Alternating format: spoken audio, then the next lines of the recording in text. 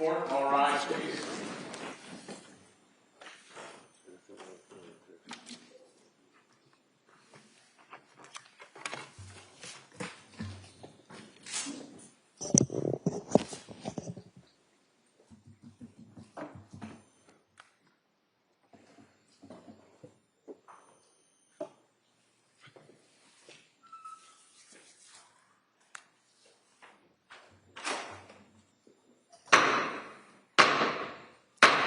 Hear ye, hear ye, hear ye, all persons having anything to do before the Honorable William Sullivan, Justice of the Superior Court now sitting in Plymouth, within before the Commonwealth. Draw near, give your attendance, and you shall be heard. God save the Commonwealth of Massachusetts. This court is now in session. Please be seated. Good morning, Madam. May I proceed? Yes, please. Your Honor, before the court today, we have a continuation of the jury trial in the matter of Commonwealth versus Lindsay Clancy. Ms. Clancy is present. She is represented by Attorney Kevin Knighton. And the Commonwealth is represented by Assistant District Attorney Jennifer Sprague and Assistant District Attorney Shane Buckingham. All right. Thank you, Madam Clerk. Well, good morning, everyone. Good morning. All right. Nice to see everyone. You know, I'm going to ask you those questions, and we'll talk a little bit about today's schedule. So first question is, any member of the jury read, seen, heard, or overheard anything from any source about any aspect of this case that would affect your ability to be fair and impartial as a juror? Next question. Is there any other serious matter or concern bearing on your service as a juror in this case that anybody needs to bring to my attention? All right, again, thank you for following those instructions. And what I wanted to, we'll talk a little bit about today's schedule. We're at the point in the trial where I think, as you saw a little bit yesterday, there's kind of some stop and starts that go through. And I think we're going to have a similar day today. All right, so I appreciate your patience with us as I deal with counsel about some things that I have to speak to outside of your presence. But as you see the cases moving forward, and those kind of gaps or the stops that you see are part of the reason that keeps the case moving. So I think the schedule today will be similar in some ways to what we had yesterday. All right. And so with that, we're going to now return to the defendant who's presenting her case at this time. Attorney Reddington. Thank you. Call Sue Clancy, please. Yeah, she should be in the hallway.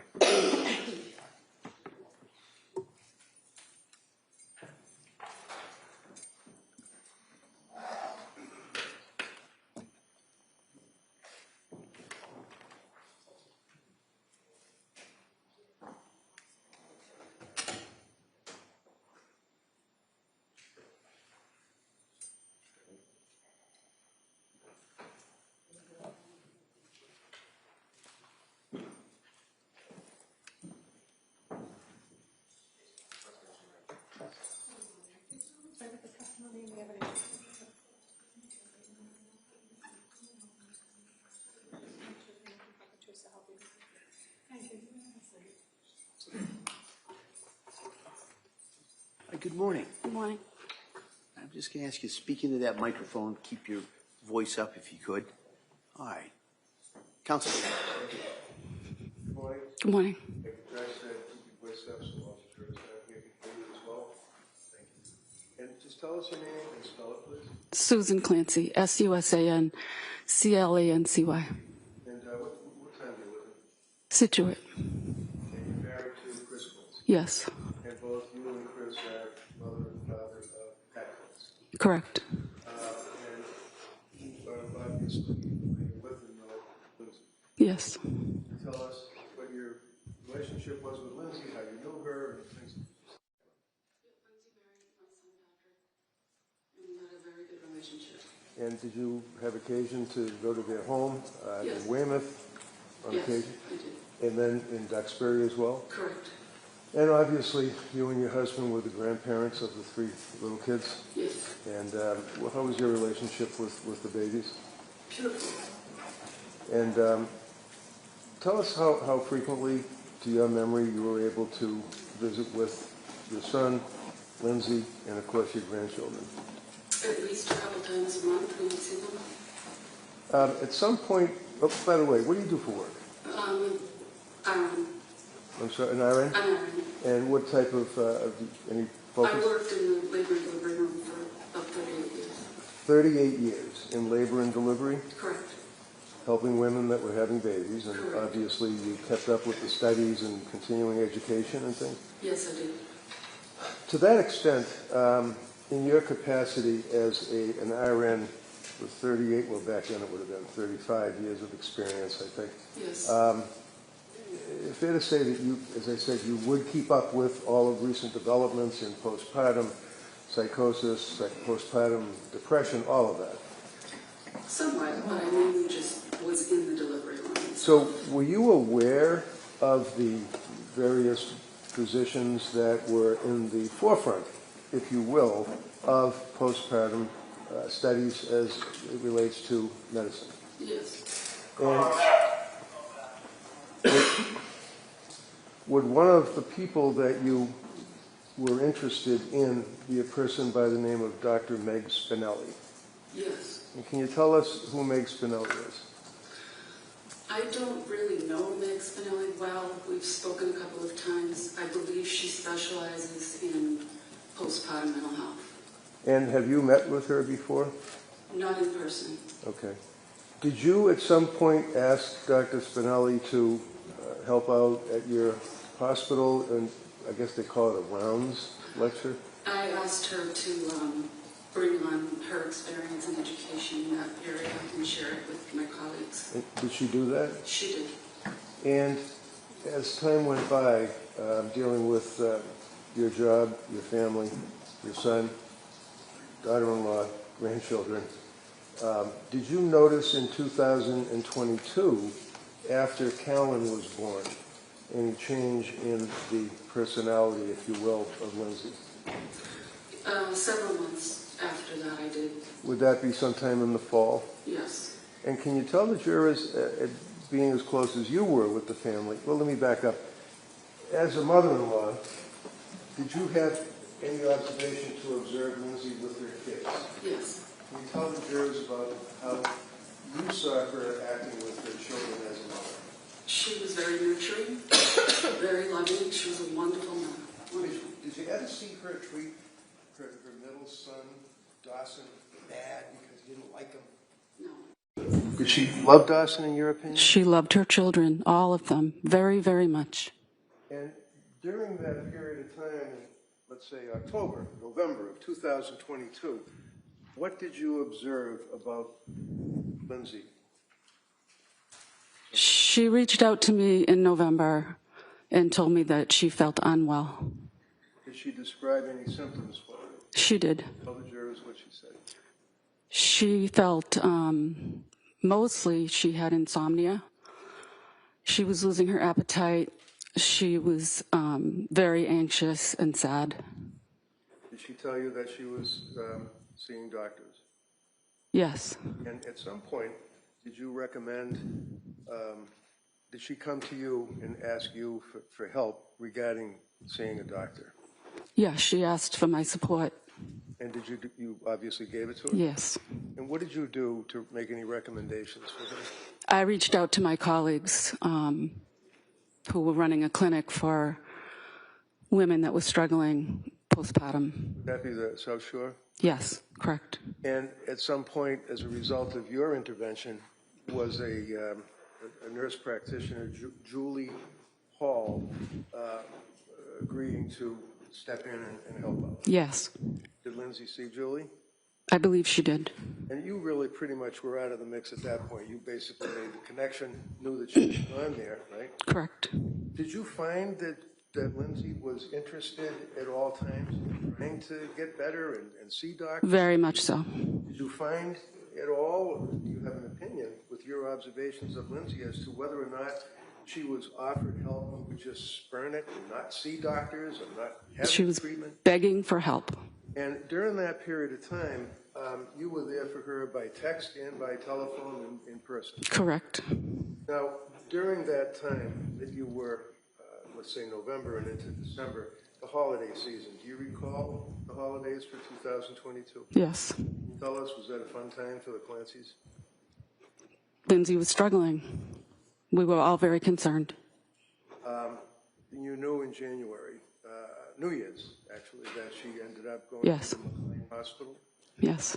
You know that she'd eventually get out of the McLean Hospital. Yes. Fair to say that you and Lindsay, as I said, communicated a lot by text messaging, right? Yes, correct. So I'm going to approach you with extraction report. This is a report that is done by the DA's office of the state police, Mr. Whiffen, on what's called Celebrate, where they can go into, did they examine your phone? No. They examined Lindsay's phone and obtained texts. Have you seen the texts? I think so. Okay. I'm going to approach you with the extraction report. Okay. And you can just take a look and see if your telephone number is on there, just for foundation purposes. Or if you it is, okay. And just quickly flip through and see if you recognize those texts. You don't have to look at all of them, that's for sure.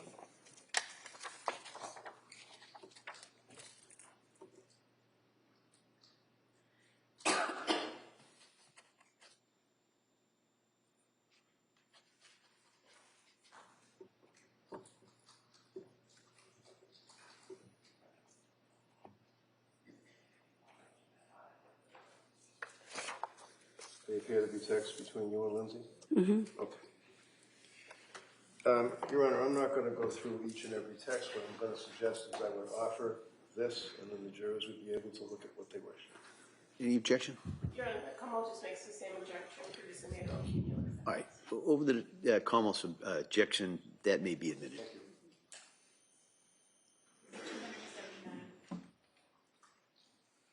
Thank you very much. Carmel?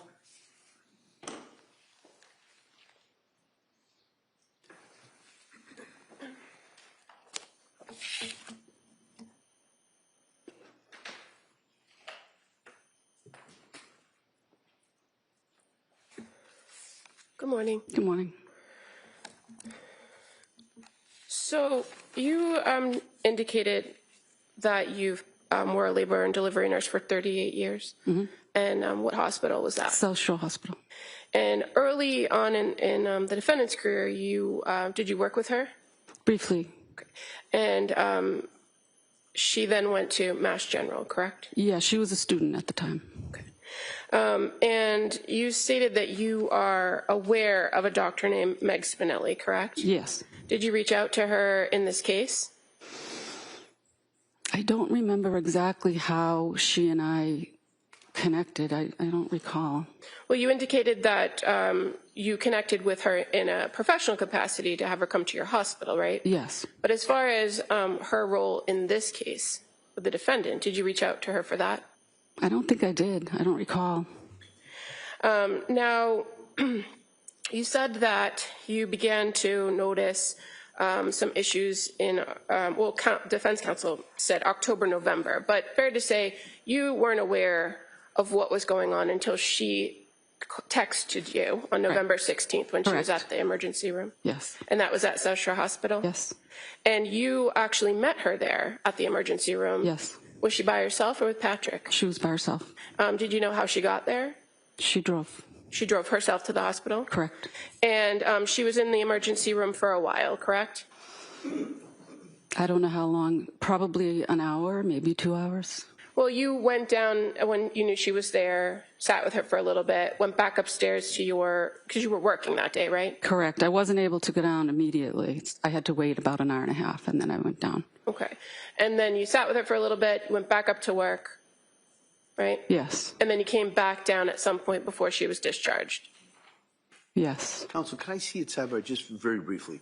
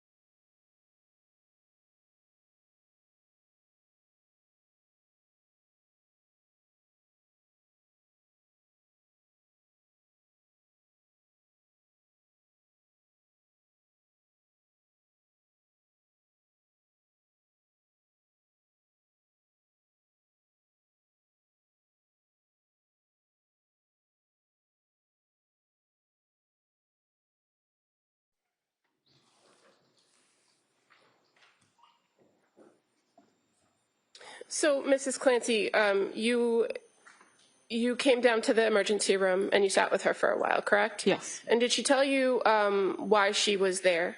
Yes. And fair to say, she indicated to you that she was having trouble sleeping and she had some heart palpitations. Correct. And that's what brought her to the emergency room to get checked out? Yes. Did she tell you that she had consumed a weed gummy before going to the ER that day? She did not. Okay. And in your experience as a nurse, is that sometimes a reaction to THC or CBD or some sort of weed that somebody might have a faster heartbeat? I don't know. Now, when she was in the emergency room, she was seen by a doctor and provided some medication. Were you there when the doctor was there? Yes. And you're aware that the doctor, the ER doctor, gave her some trazodone to help her sleep? Yes. Because that's what she was really concerned about, right? The sleep. Yes. And when she left the emergency room, did you call her an Uber or have Pat come and get her or call your husband to come get her? No. She left in her own car, right? Correct. And so fair to say, after that ER visit, you remained in pretty constant contact with her, at least via text message, Yes. right? And that you would check in with her pretty much daily, and that's all in these texts. Yes. Now, you were familiar with the perinatal behavioral health clinic because of your work at South Shore Hospital, Yes. correct? Correct. And so the person actually that you connected with first was not Julie Paul, was it? No, it was one of the midwives that I was working with. And her name's Nanette. I think so. And so did she provide you with Julie Paul's contact information? She suggested Julie. Okay. And as a result of the suggestion, you reached out to Julie with Lindsay's permission, right? Yes.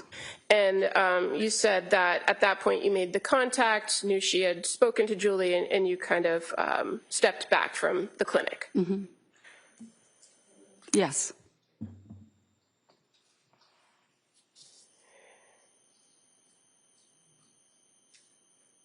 You're aware Julie Paul is one of the only prescribers that the defendant encountered that's not personally named in a civil lawsuit that's pending, don't you?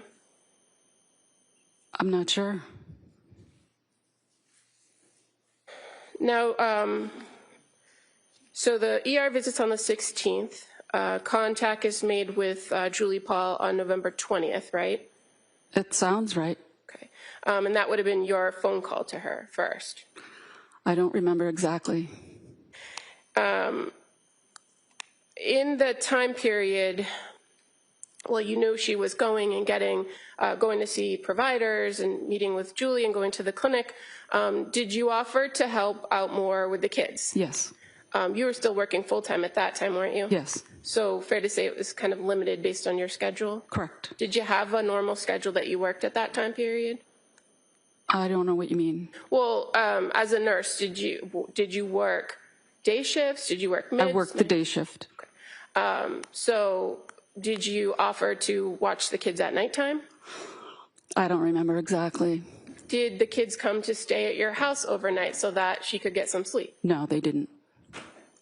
Fair to say you offered and she didn't want the kids to come to your house, right? No, that's not right. Well, did they ever sleep over your house? No, they didn't. And Cora was 5, right? Yes, correct. She turned 5 that December. So at any point, they never stayed over? We decided together it was best for them to be in their own beds at their own house with all their belongings. And Lindsay's parents were very actively involved in staying over and helping out. So it was the best decision that they stay home in their own beds. So prior to the November of 2022, did you and your husband ever come and stay over the night so that Patrick and Lindsay could go off? We never did stay at their house. And as far as kind of watching the kids or taking the kids outside of the house during the daytime, did you often take Cora on kind of day trips out to lunch? Yeah, we used to go to lunch together. How about Dawson? Did you take him one-on-one out to?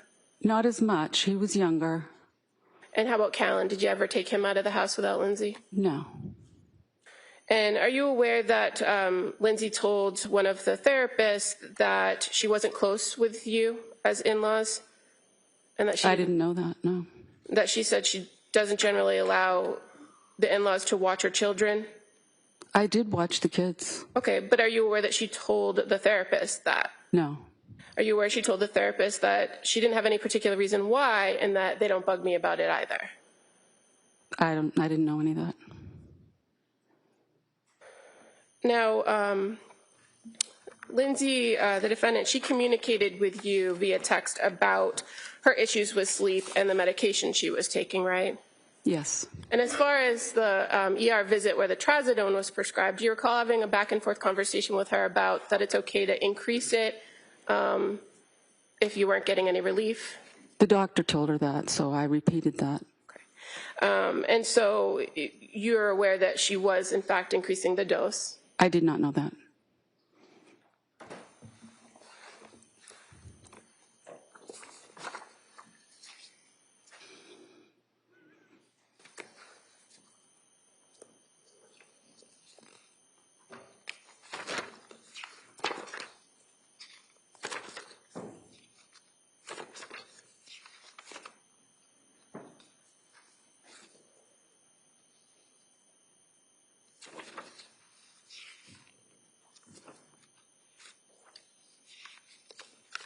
Now, once she was seeing Julie Paul, did you continue to have conversations with her about how she was feeling? Yes. And you knew that she was taking some new medications after she saw Julie, right? Yes.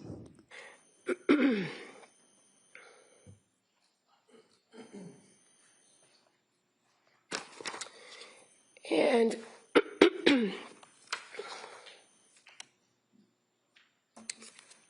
sorry, these pages are different than mine.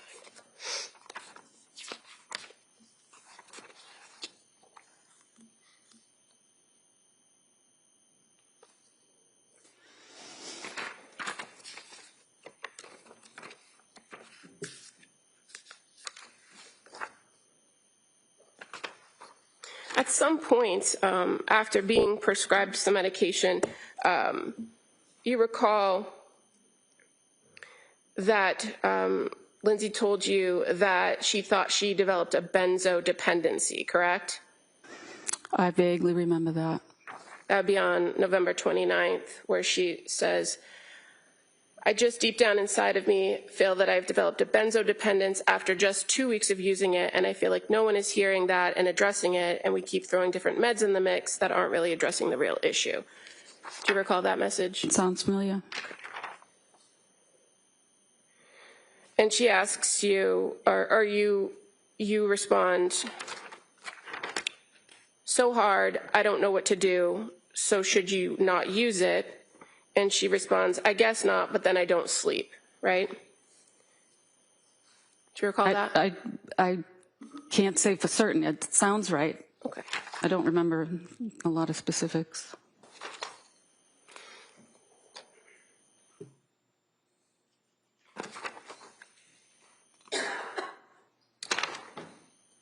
And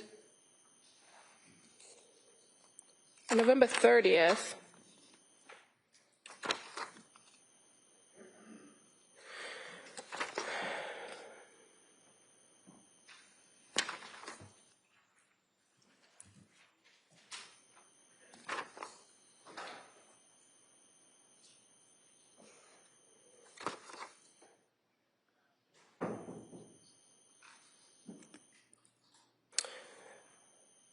30th, she says, and I'm just gonna try to show on the screen here.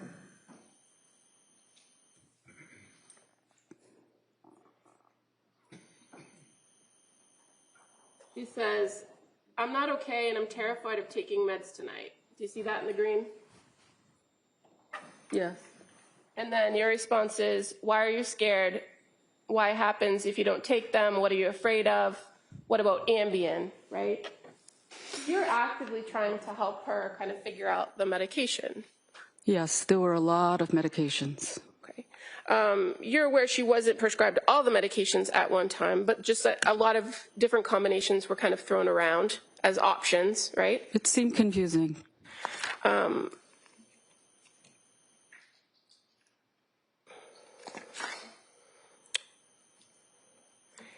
That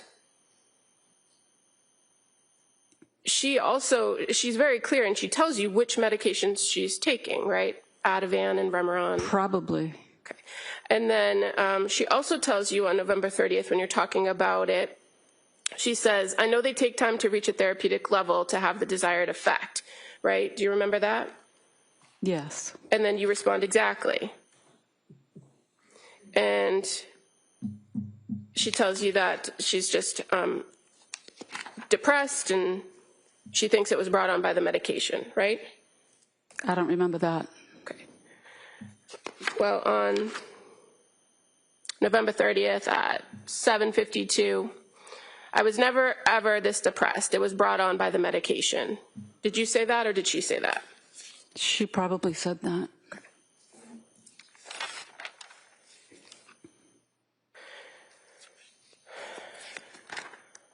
Now, you were asked about the holidays and Thanksgiving. You remember Thanksgiving? Where did you guys go for Thanksgiving? To my daughter's house. And do you remember telling the grand jury that during Thanksgiving things were better? I don't recall.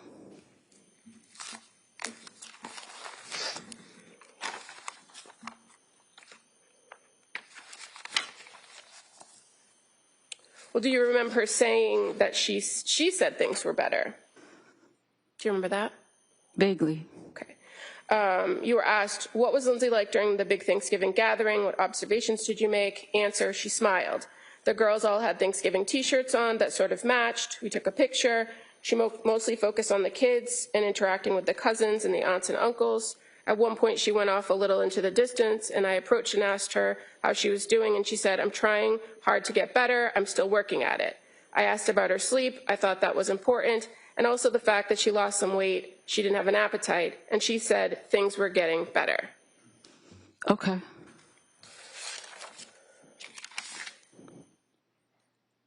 Now, during the holidays, you, in fact, took some time off of work so that you were around a little bit more, correct? Correct. And so when you were around a little bit more, did you spend all day, every day at their house? No. Fair to say you would come sometimes play with the kids, right? Yes. Do shopping for her. Correct. And then you actually went on vacation. Yes. You and your husband went to Aruba. Yes. How long were you in Aruba? 5 or 6 days, I think. And now moving towards Christmas, you had dinner with them at their house on the 23rd, right? I don't remember. Okay. Do you remember breakfast on Christmas Day? Yes. Was that at their house or someplace else? Their house. Okay. And then what did you guys do after breakfast? We went to church. And fair to say you've previously testified that breakfast was great Yes. and that church was beautiful. Yes. And in fact, the defendant, she told you that it was great and that she was glad she went to church that day on Christmas Day. Yes, she did. And then after that, you're aware they went down to Connecticut to see her family. Right. Now, are you an active member in the Catholic Church? Yes. So you're aware that murder is considered a mortal sin? Counsel, could I see you over here?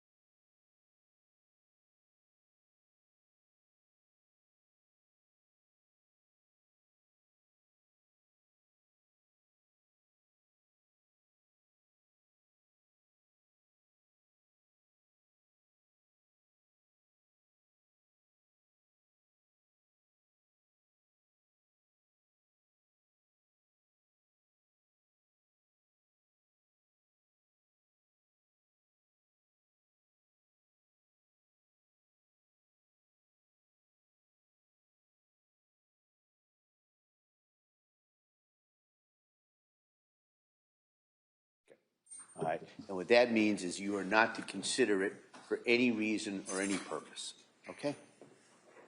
All right, counsel.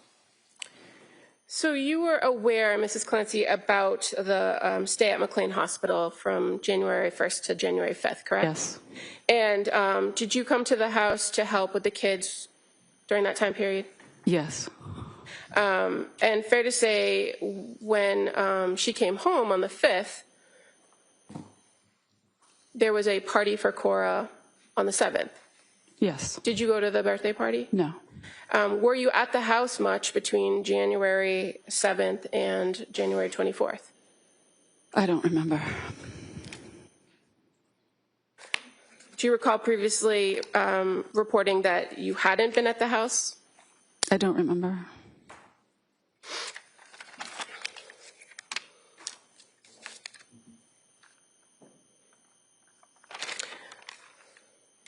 And during that time period, you never took the kids on a day trip or for a visit? I don't recall. And were you aware that between January 7th and January 24th that Pat and Lindsay went to the Cape Codder with the kids? I'm aware of that. And that they went to the Museum of Science with the kids? Yes. And that Pat left Dawson and Callan home, or excuse me, left, Dawson and Callan home to go take Cora skiing. Were you aware of that? It sounds accurate to me. On the ski trip, did they ask you to come over and stay with Lindsay while she was with the other kids? I don't remember.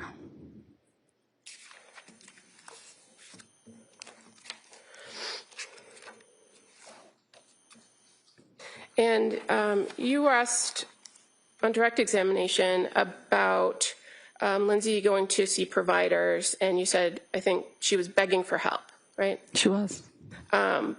Did you attend any of those meetings with her, therapists or doctors? No. So you don't know what she told the providers, right? I don't know. And you don't know what kind of help she asked for other than medication, do you? No.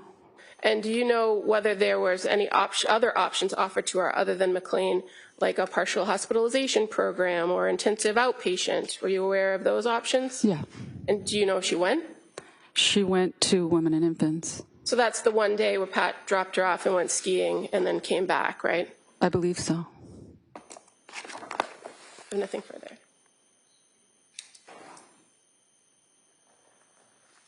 All right, Mr. Bennington, redirect. So she asked you about options that were available to Lindsay, correct? Yes. And you mentioned one of them was that she could go to the Women and Infants program in Rhode Island that specializes in perinatal and postpartum, right? Yes. You know that she went there, right? Correct. You know she was turned away because she was over-medicated, right? Yes. You also know that they gave her numbers to call suicide hotlines, right? Yes. She called twice, not once, but twice, and again was turned away. Isn't that right? Yes. Thank you, ma'am. Come on. On that.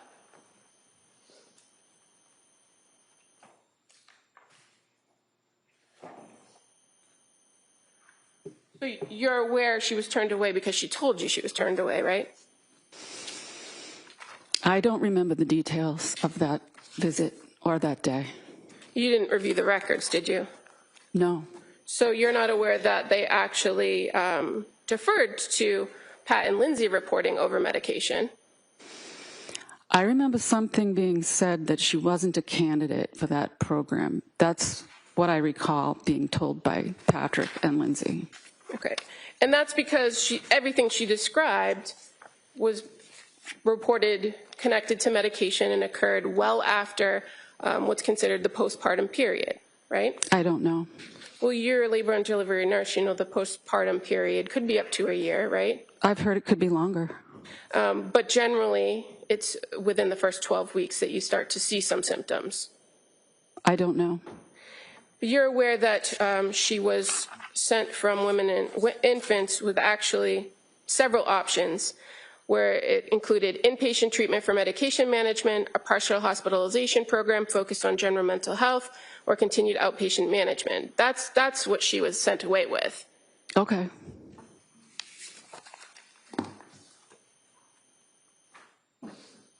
Nothing further. May I? One more? Go ahead, one. So outpatient management, that would include somebody like Gelada, right? Yes. You know that Women and Infants called Gelada and she never called them back? I didn't know that. Commonwealth, anything on that? No. All right, thank you, ma'am. Let me step down. Thank you.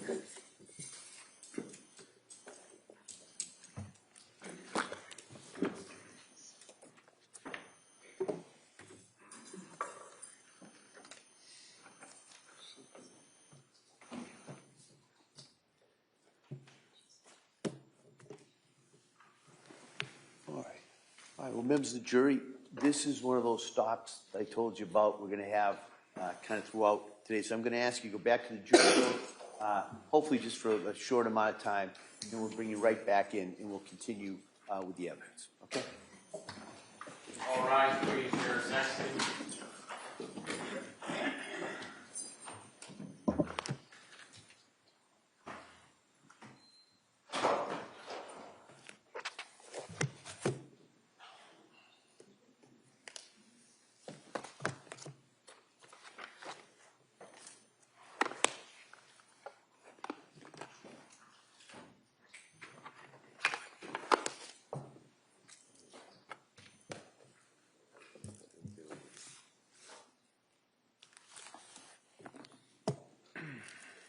Jurors have exited the courtroom. This court's in session. Please be seated. All right, counsel, I know that the next witness is scheduled to be Dr. La Posada. Yes. And she will be testifying by Zoom. That's correct. And I think that at some point after we talk a little bit, we're going to have to take a short break just to make sure that logistically everything's all set up with the doctor and the system here. And I appreciate everybody's help technically in setting that up. And I know that the defendant has provided, I don't know, maybe 5 or 6 exhibits that counsel wanted to introduce through Dr. La Posada. And so I guess, Commonwealth, have you had an opportunity to take a look at these? Yes, and we are objecting to these items. Yes. All right. And so why don't we discuss those here in open court and go through it. And so I've had the opportunity, I saw these this morning as well. And so Commonwealth, why don't I hear the objections and then I'll hear from the defendant. The main objection is that the drawing is inaccurate. The window well is in the wrong place, and where they have her falling and landing in slide 4 would be where the window well is actually placed in the photograph. I can pass up the photograph to the court. This is in evidence, I believe, maybe a couple times. But chalks are discretionary, but what they should not do is mislead a jury and present information that's not accurate. And so the drawing itself is inaccurate, and so we're objecting to these slides. Is that the Commonwealth's objection, is that the window well is in the wrong place on the drawing? And putting aside the late disclosure and the fact that I don't know if anyone who created this is going to come in and testify that they created it and whether it's to scale or not, but the main objection is that it's inaccurate. All right, Mr. Reddington. Thank you. Your Honor, obviously, the window well, you've got, this thing is ridiculous. There's the diagram we're talking about. The window well, I'm just going to, you already have a copy of it, right? I do, yeah. The window well is depicted on the diagram, I suggest, accurately And in fact, measurements were taken by the gentleman who did the computer animation in conjunction with information by way of medical provided by Dr. Laposada. And it shows clearly that, as Ronna can see, that we're talking about the x-rays that are included. There are exhibits that she attaches that shows the way that she falls, how she hits her head. The Commonwealth has been suggesting that, I guess, that they're confused as to how she would have ended up the way she did. This shows the way that she landed on her head, gets the Jefferson fracture, falls back, legs are facing out from the house, she's laying in the snow. They're all depicted there. If there's an issue with the window well that's off according to the government, they could raise that on cross. They could say, well, the window well was really 6 inches to the left instead of to the right. That never struck her anyway. It's totally irrelevant. I think that they are useful for a jury to be able to review. I did have copies made for the jurors and the court, as well as the DAs. And Dr. Laposada has it. And then I could go, I could go through, but you can see that we've taken the diagram, the window, where the body lands, and then to the right of it would be the actual X-ray. Dr. Laposada can compare the injuries, talk about the Jefferson fracture. There's a photograph that shows the blood in the snow, shows the area, and the photograph actually shows the window well. And I suggest the window well on page 6 is exactly the way we have it depicted. So I don't know what the objection is. I would ask that the court would allow this to be in. All right. Well, I guess it appears to me slides 4, 5, and 6 certainly go towards the doctor's opinion as to, we said, the mechanism of the injury. That shows the head striking of the ground, and then on the other part of the slide has the X-rays, and there's also a slide regarding the Jefferson fracture diagram. And then 5 is a diagram showing how the thoracic spine injury could have occurred, and there's a diagram regarding the thoracic spine, specifically T6, and then slide 6 shows and I think there has been testimony as that is where the defendant was found, and also then there's a thoracic spine. I think it's either an X-ray or some type of scan, as well as some of the additional medical devices that were found in that area. I'm not quite sure about 1, 2, and 3. That's fine. I can remove 1. I can remove 2. And we'll just focus, if you want, on 3 through 6. I think that goes more towards the doctor's kind of background and kind of what had been offered in regards to her opinion. Your Honor, I think you said you were unsure of 1, 2, and 3. Yeah. And defense said he could go with 3, 4, and 6. 3, 4, 5, and 6. So 3 was an issue, was it not? What's wrong with 3? Well, I think, again, I think 4 kind of would cover what's dealing with that. All right. So I would allow in slide 4, slide 5, and slide 6. Okay, thank you. Okay. Not our objection. And so what we'll do is, objection noted.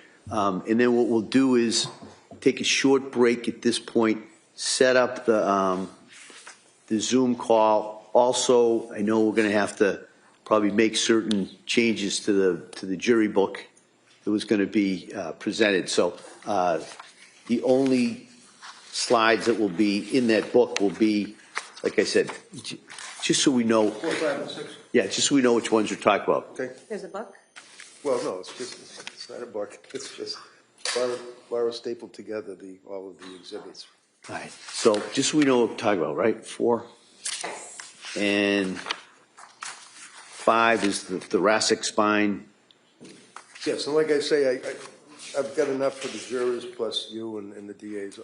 Okay, and then 6, I just kind of want to make sure that we're all Yep. talking the same. 6. Okay. Perfect. Thank you. All right, so why don't we do that? We'll take a short break so that those changes can be made and we can set up for the Zoom, and then we'll come back out and we'll proceed with Dr. Lapasada. Thank you. Okay, all right, thank you. Court, all rise.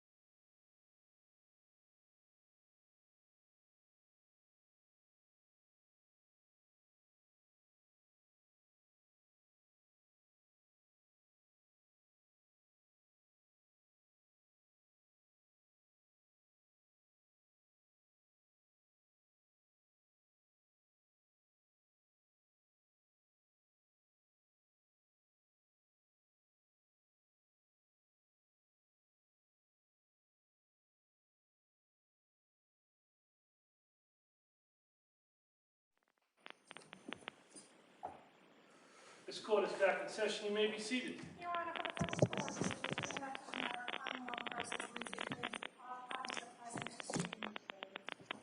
All right. Are we ready for the jury? Yes, we have some kind of background noise. I don't know if there's anything that can be done with it.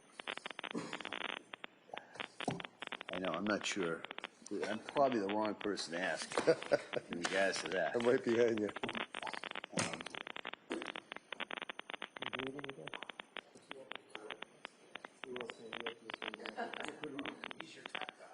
Hello. Wait a minute, hold on. Yeah, this isn't. Have a nice day. Is anyone there?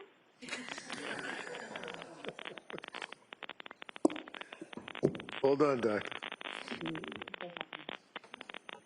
I'm not sure this is going to work at this point. So why don't we see if we can get somebody to address this? You can see your leg. We'll get it done. But we call someone at FTR or somebody. So why don't we take a further break? We'll figure this out. I'll ask the crowd. Yeah. All right. All right. Thanks. Court, all rise. There goes that side.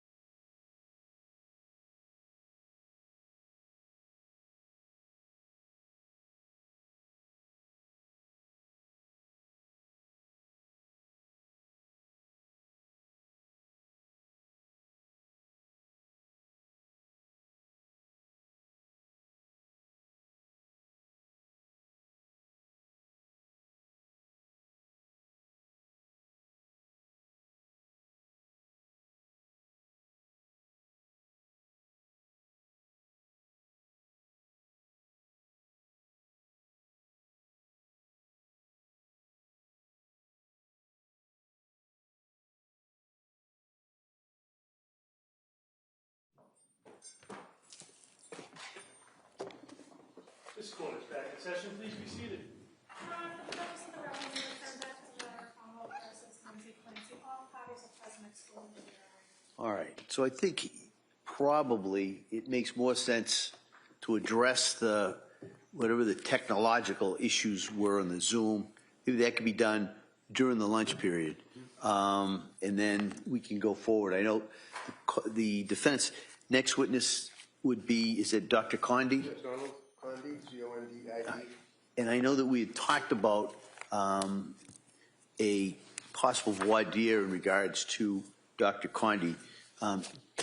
Do the parties see the need for the doctor testify that, or maybe we could just hear the offer of proof or what the expectations of the testimony is, and then we can. I don't know what the objection is, so.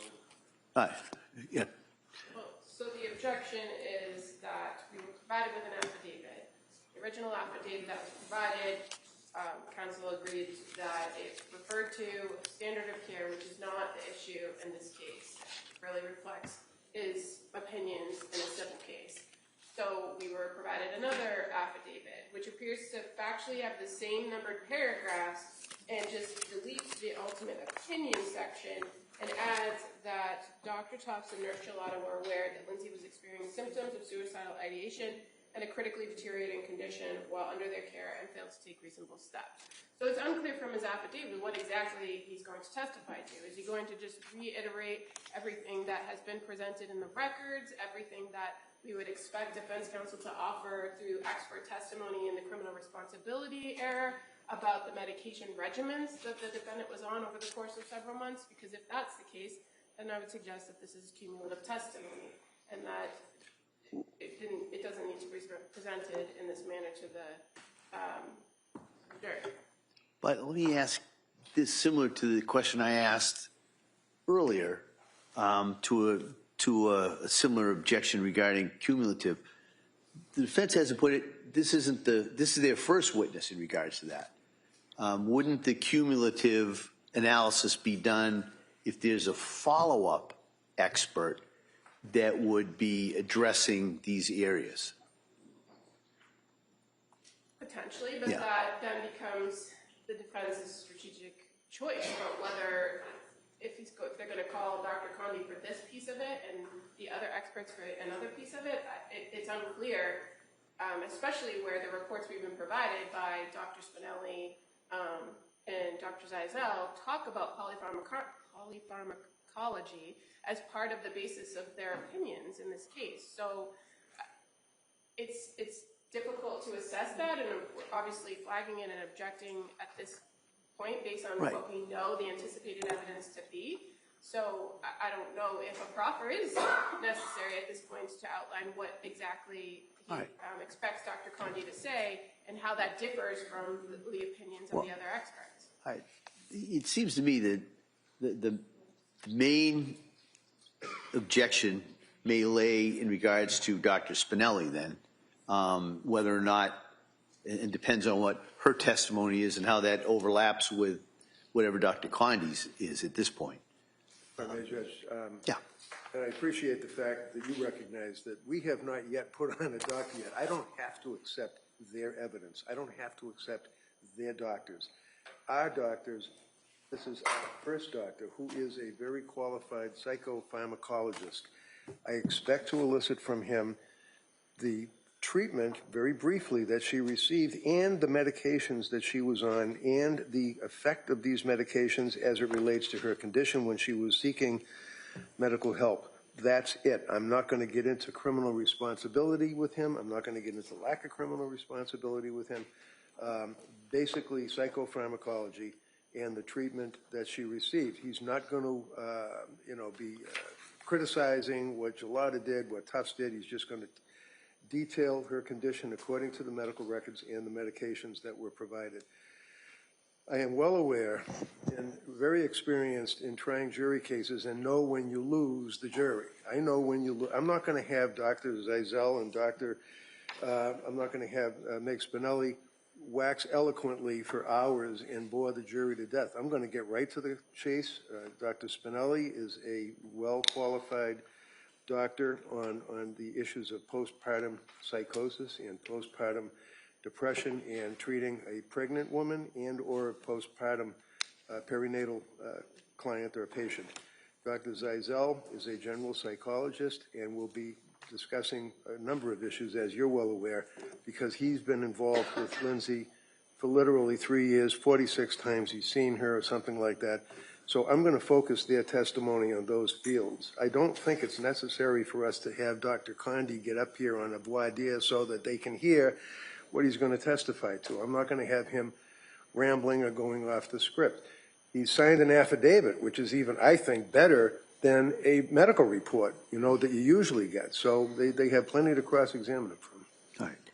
And the intention is not to ask the question regarding standard of care. That's correct. All right. Yep. It's all been deleted because they objected. All right. Removed it. Yep. All right, so over the Commonwealth's objection, I'm going to allow at this point Dr. Condi's testimony in line with the affidavit, basically in line with that affidavit, with the holding he's not to testify as to the standard of care opinion as he had the original statement. Can I just tell him that to make sure? Sure, yeah, I think that's a great idea.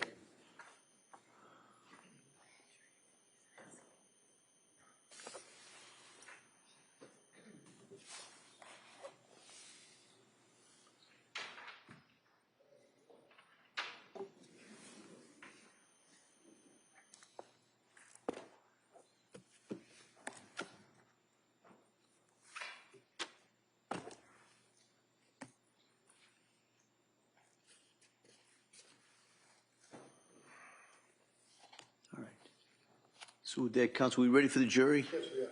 Okay.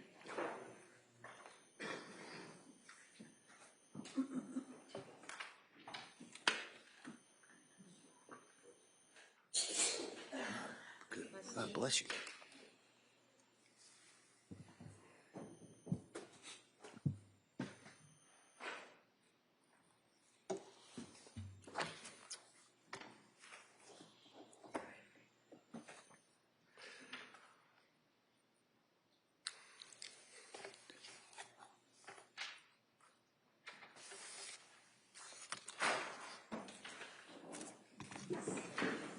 All right, please, you're entering.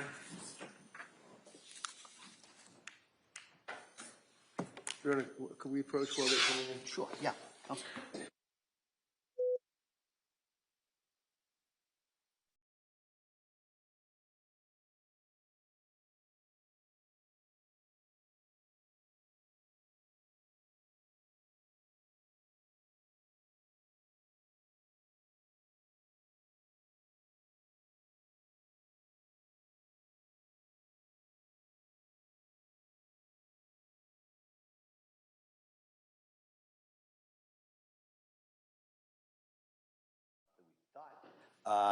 And basically the real problem is a technological issue. It was going to be a Zoom call. There's been some problems. We're going to try and work on that. So instead of going with that witness, we're going to go on to the next witness, and then we'll put the technological problems for later. All right? So with that, Attorney Reddington? Yes, thank you, Judge. Dr. Crane?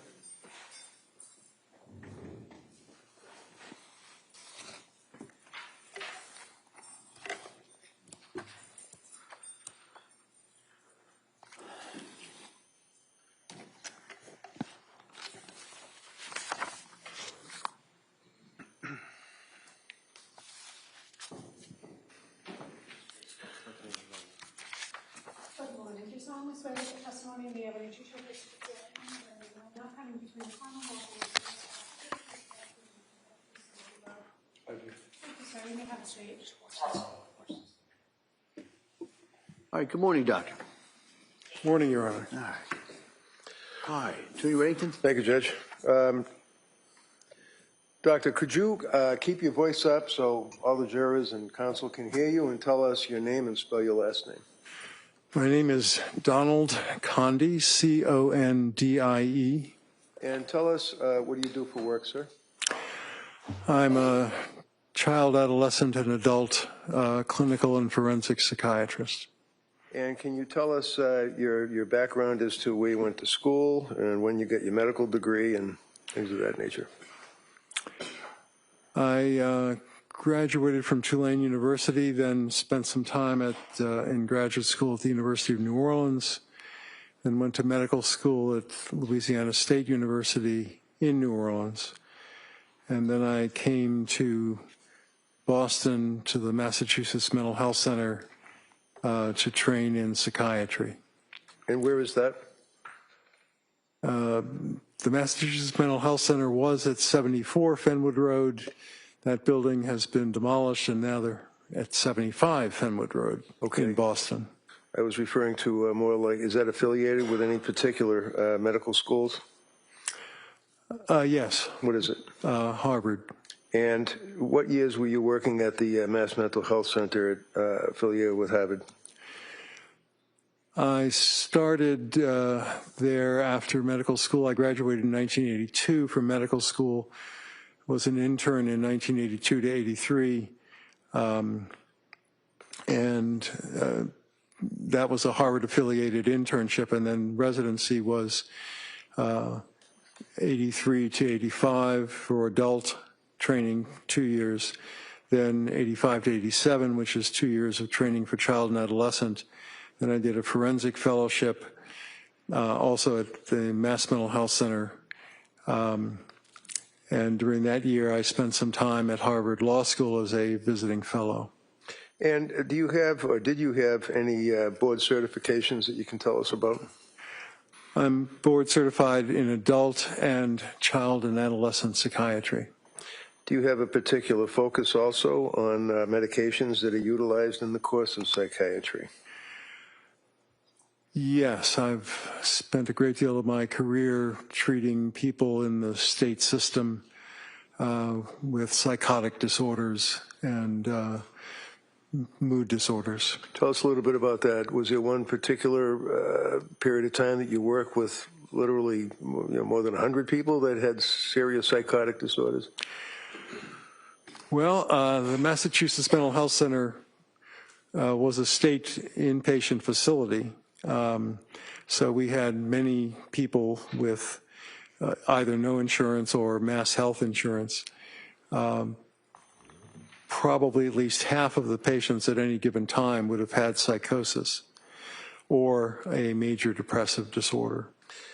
Have you, in the course of your career, following through on psychosis or major depressive disorder, had any focus or treatment on women that are either pregnant or have had little babies and they are looking for help in the postpartum period?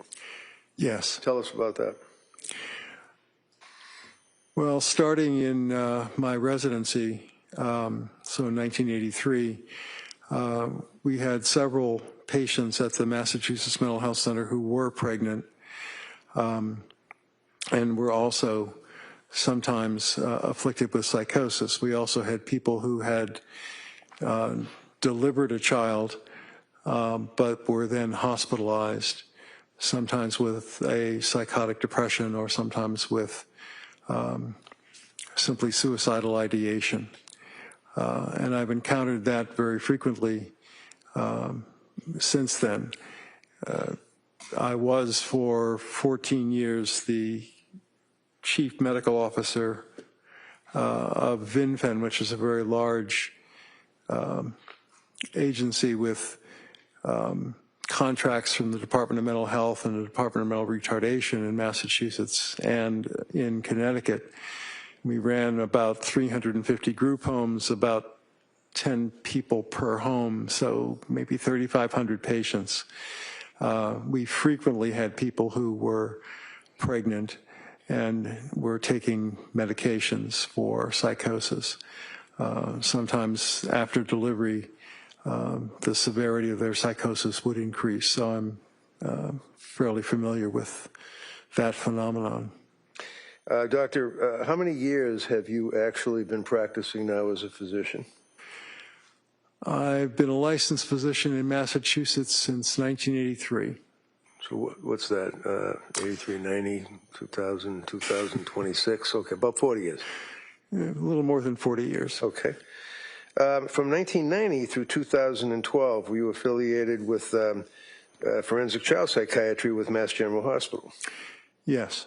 And were you also affiliated through 2013 with Mass General on forensic case consults in this field? Yes. All right. I'm asking, have you had occasion to make a number of presentations? We don't have to go through them, but did you make a number of presentations and working as a lecturer for various medical schools, law schools, things like that? Yes. Well, during the time that I was at Mass Mental Health Center, I was a fellow at Harvard Medical School. What does that mean to be a fellow? It means you're a resident in a training program and you're teaching Harvard medical students things about the specialty in which you happen to be practicing. And what was the specialty that you were a fellow lecturing Harvard medical students about? First it was general psychiatry, then it was child and adolescent psychiatry, and then it was forensic psychiatry. You also have had various scientific or medical publications that you have been authored on a number of occasions, articles, is that correct? Yes. All right.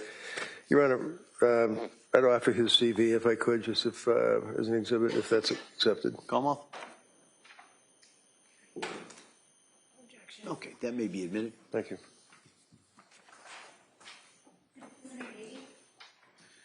Now, doctor, if you can tell me, do you know, not necessarily personally, but do you know of Lindsay Clancy?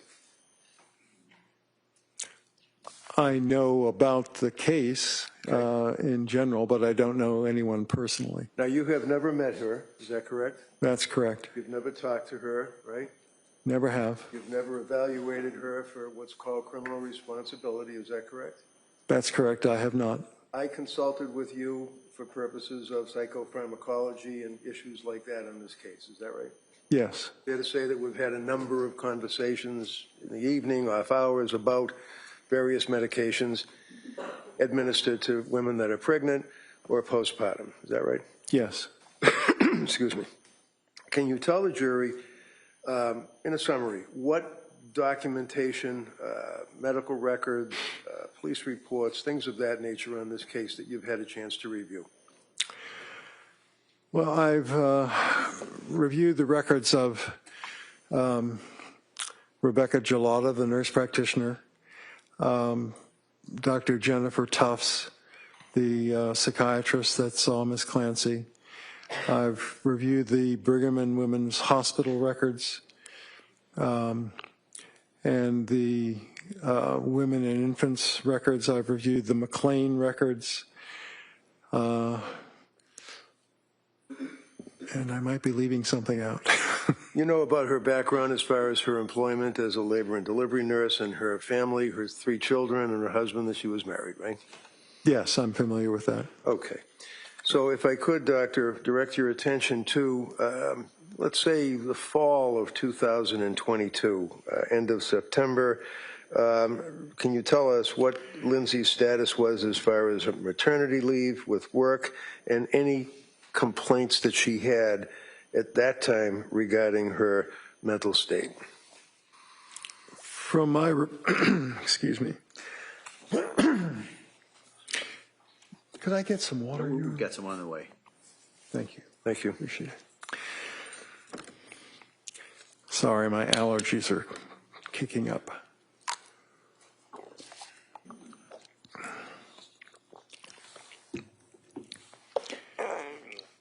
So from my review of the records, which would start with Dr. Tufts'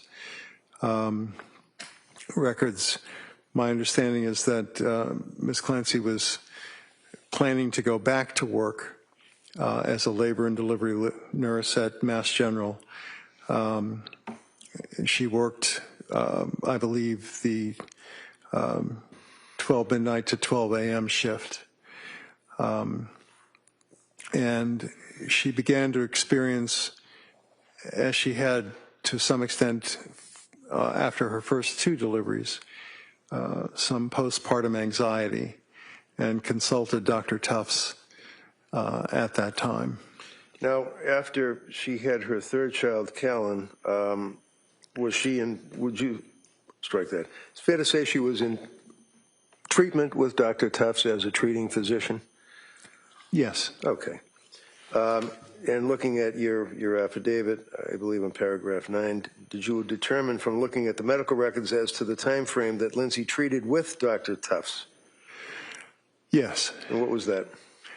She started in the middle of September 2022, and I'm sure that her last appointment was January 23rd, 2023.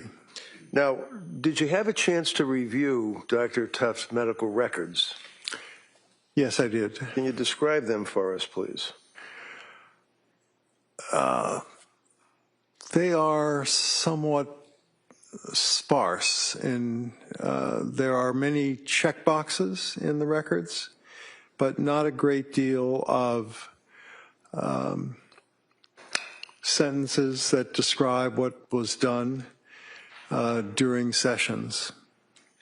Were you aware that the sessions that Dr. Tufts conducted with Lindsay from September, the end of September, up through January 23rd were all televised on a computer? Yes, they were all video. Do you recall the medications that Dr. Tufts prescribed Lindsay? I believe the first medication she started was Zoloft, 25 milligrams. And what is that? Tell us what Zoloft is. What Zoloft effect does it have on a person? I'm sorry? What effect does that have on a person? Well, Zoloft is a selective serotonin reuptake inhibitor, which is a type of antidepressant that started being used around 1988, I believe. Prozac was the first one, Zoloft was the second. When it works to be helpful, it combats both anxiety and depressive symptoms that people might have. It also has, in some people, an effect of causing a feeling of jitteriness and increasing anxiety. So it's something that does have some potential side effects as well as beneficial effects. And when she was prescribed the original 25 milligrams of Zoloft, did she in fact take that, or did she defer on taking that? My recollection of the records is that she had it prescribed, picked it up, but did not take it for at least a couple of weeks because she did not wish to take medication. She was, I believe, still breastfeeding at that time. There are medications, and Zoloft would be one that would likely appear to some extent in the breast milk. Okay, so because she was worried about that, she held off on that, but ultimately did take the prescription from Dr. Tufts, is that right? The records indicate that she did eventually start taking the 25 milligrams. Sorry. Does it indicate when she started taking them after that little hiatus? To be exact, I'd have to look at the records, but I believe it was at the end of September. And was that dosage increased at some point? It increased from 25 milligrams to 50 milligrams. And what happened when Lindsay took the 50 milligrams of Zoloft prescribed by Dr. Tufts? The records indicate that she had a rather rapid series of difficulties, that she had insomnia for, I believe the records say 48 hours, couldn't sleep. It's something that would be called activation, that these medications can cause in some people who are more susceptible. Now, by mid-October, after she began taking the Zoloft, would you agree that the records indicate a week after starting the medication and increasing the dose, she reported in October to Dr. Tufts. What you're relating is that she felt, how did she describe it to Dr. Tufts? If you could, I don't want to put words in your mouth. Well, she felt that she talked about being numb. She talked about not being herself. She talked about feeling worse, not better. Antidepressants usually take at least 2 to 3 and frequently 4 to 6 weeks to have useful effects, but sometimes side effects can happen very quickly. Did she also indicate, looking at your affidavit, that she was crying all day, she was experiencing mental fog, terrified to start something new, anxiety had gotten much worse? Did she tell that to Dr. Tufts at that time at the end of October? Yes, I do recall those things being in the record. All right, and following through again on your affidavit, was there further explanation from Lindsay's recitation of symptomology to Dr. Tufts? Did she further state about racing thoughts, paranoia? What did she say? Look at your report, look at your affidavit, if that helps you refresh your memory. I actually don't have the affidavit with me at the moment. I do have some of the records, but... well, let me just approach you then and hand you your affidavit, paragraph 13, and see if that refreshes your memory. Thank you.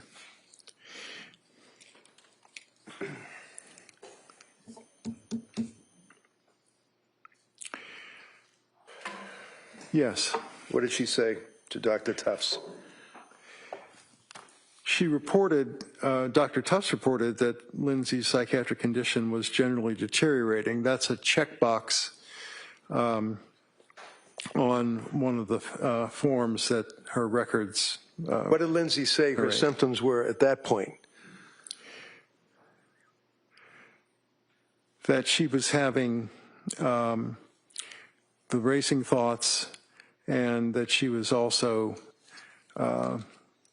feeling, as I said, not like herself, that her depression was worse than it had been.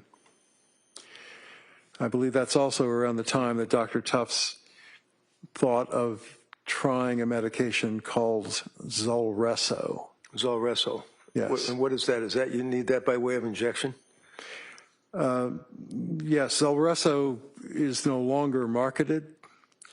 It wasn't a particularly successful medication.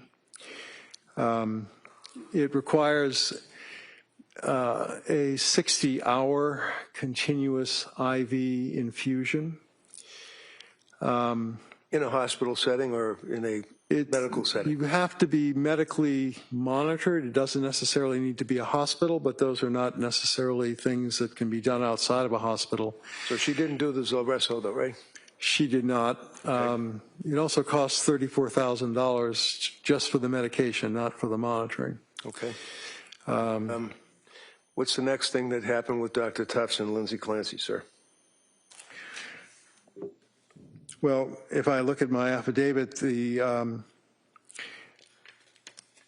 when she stopped taking the medication, the Zoloft, she now felt better, as she had felt before she took the Zoloft, but she was less anxious. What was the next medication? She was put on Benadryl and had some difficulty sleeping, but also was worried that night because her son was coughing, and she worried a great deal about the children's health. And that would be something that would also intrude on her sleep, worrying about her children? Yes. Okay. What other symptomology traveling through November into December did she relate to Dr. Tufts, according to your review of the medical records? Well, she talked about things like dizziness, feeling sedated in the morning when she woke up, if she got any sleep at all. And I think she used the term brain fog at times. These are sometimes symptoms that people who are experiencing postpartum depression frequently complain about. She continued to complain about anxiety. Well, it's not what they're complaining about, it's what they're living, right? It is a very unpleasant experience, yes. And continuing on through November, at some point did she leave or stop with Tufts and go to another healthcare provider by way of either emergency room initially and then another healthcare provider? Yes. Who was that? She started treatment with Rebecca Gelada, a nurse practitioner at South Shore perinatal program. Now, one of the things that was apparent that we, if you recall, I believe, that she also had initially been referred there by a friend of the family. Is that right? To that perinatal clinic? Yes, my understanding from the records is that Miss Clancy's mother-in-law was friendly with a nurse practitioner who practiced in the perinatal program, and I believe it actually started the perinatal program. Yes, and ultimately, or in the beginning, she was treated by a Julie Paul. Is that correct? Yes. Do you remember looking at the medical records and that on November 27th of 2022, nurse practitioner Julie Paul reported that Lindsay stated that she was disassociated, that she was not in touch with reality. Do you remember that? Yes. And what is that a symptomology? Is that a symptom of psychosis, to be disassociated and not in touch with reality? It certainly can be. Dissociation can mean that people feel like things around them are not real. Right, and that's a pretty serious feeling to have, right?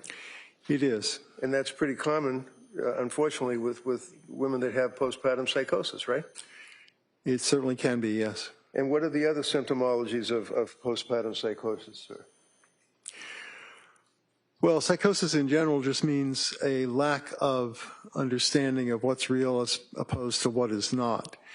So a person with psychosis can have delusions, which are fixed false beliefs. They could believe that, for example, they have been told by God to do something. Okay. They can also have hallucinations at times. What kind of hallucinations?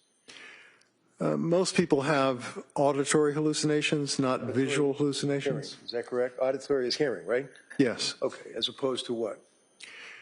As opposed to visual hallucinations. Visual.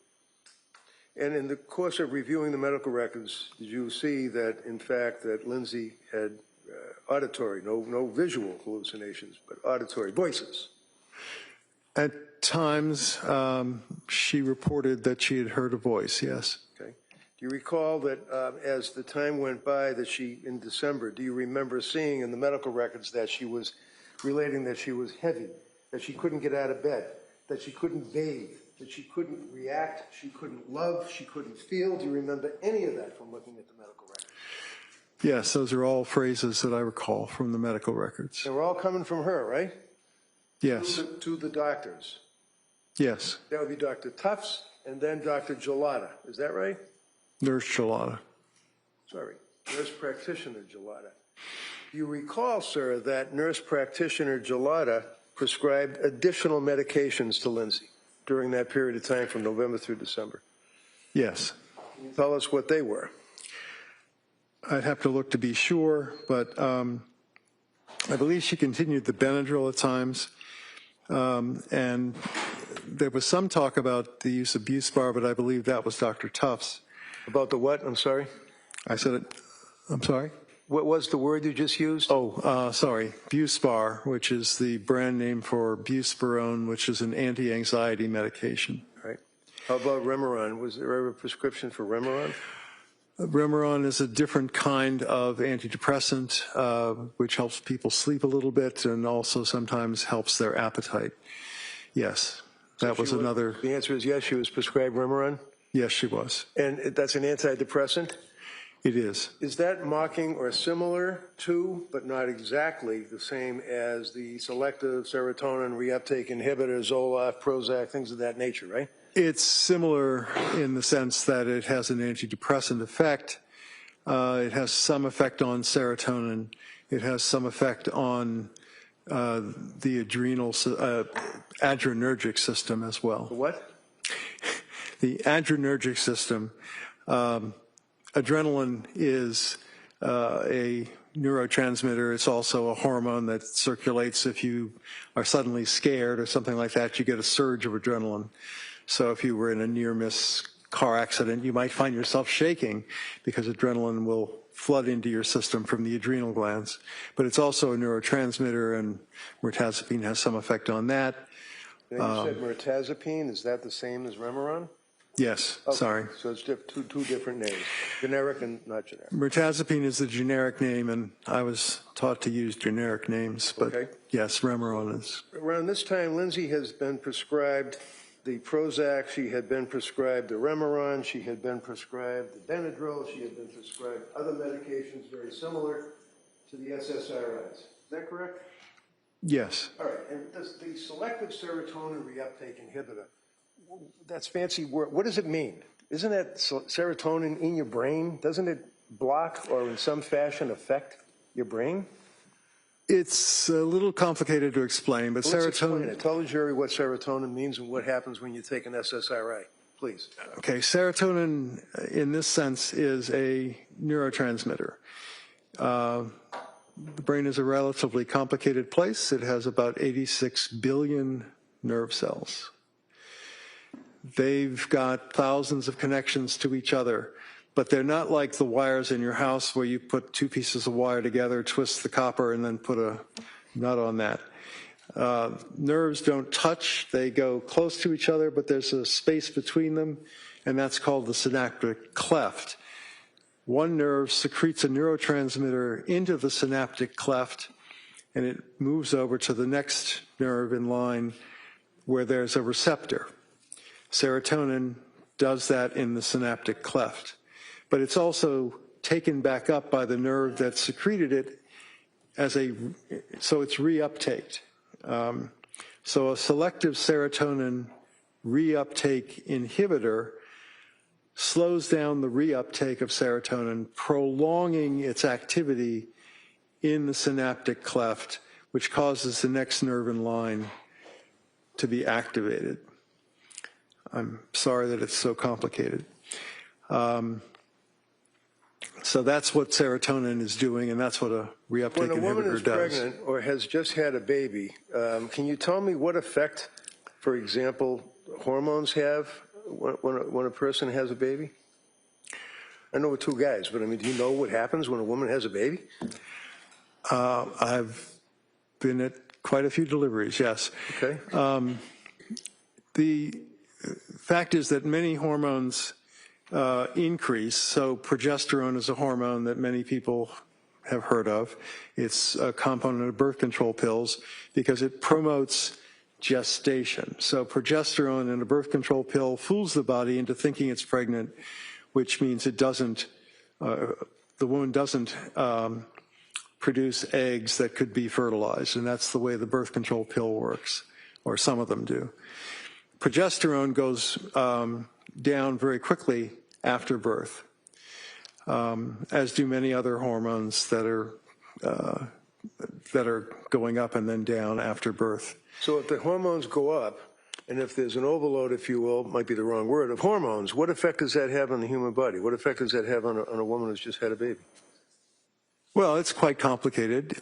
Just tell us basically what your feeling is. If they want to get into it, they can ask. But what effect does it have on a woman that has a baby? Well, one of the other hormones that goes up is prolactin. So after the woman gives birth, prolactin promotes lactation, and it's a hormone that increases so that the mother can then breastfeed. These hormones are also seen in all mammals that feed their young through producing milk. So it's a very common mammalian thing to do. But other kinds of things can happen to... Did you say males or mammals? Mammals. Okay, because mammals don't breastfeed, right? I'm sure they don't, yes. Okay, so As far as the hormone, again, I would ask, when a woman has a baby and the placenta, I think I pronounced that right, is through the birth, all of a sudden, what happens? It stops that massive influx of hormones, or it increases that influx of hormones? Well, some hormones go up, like prolactin, and some hormones go down very quickly. What effect does that have, in your experience, and your education and your research on women that have a baby? What effect does that have on them? Well, many women experience postpartum blues. What is postpartum blues? It's a feeling of... Thing. I'm sorry? Sounds like a 50s thing. What's postpartum blues? It's a feeling of low energy and being sad, not as serious or usually as long as postpartum depression. What is postpartum depression? Is that the next level? It's a more serious condition where the woman may feel that she can't connect to the baby, that she feels isolated, she has no energy, she may also have insomnia.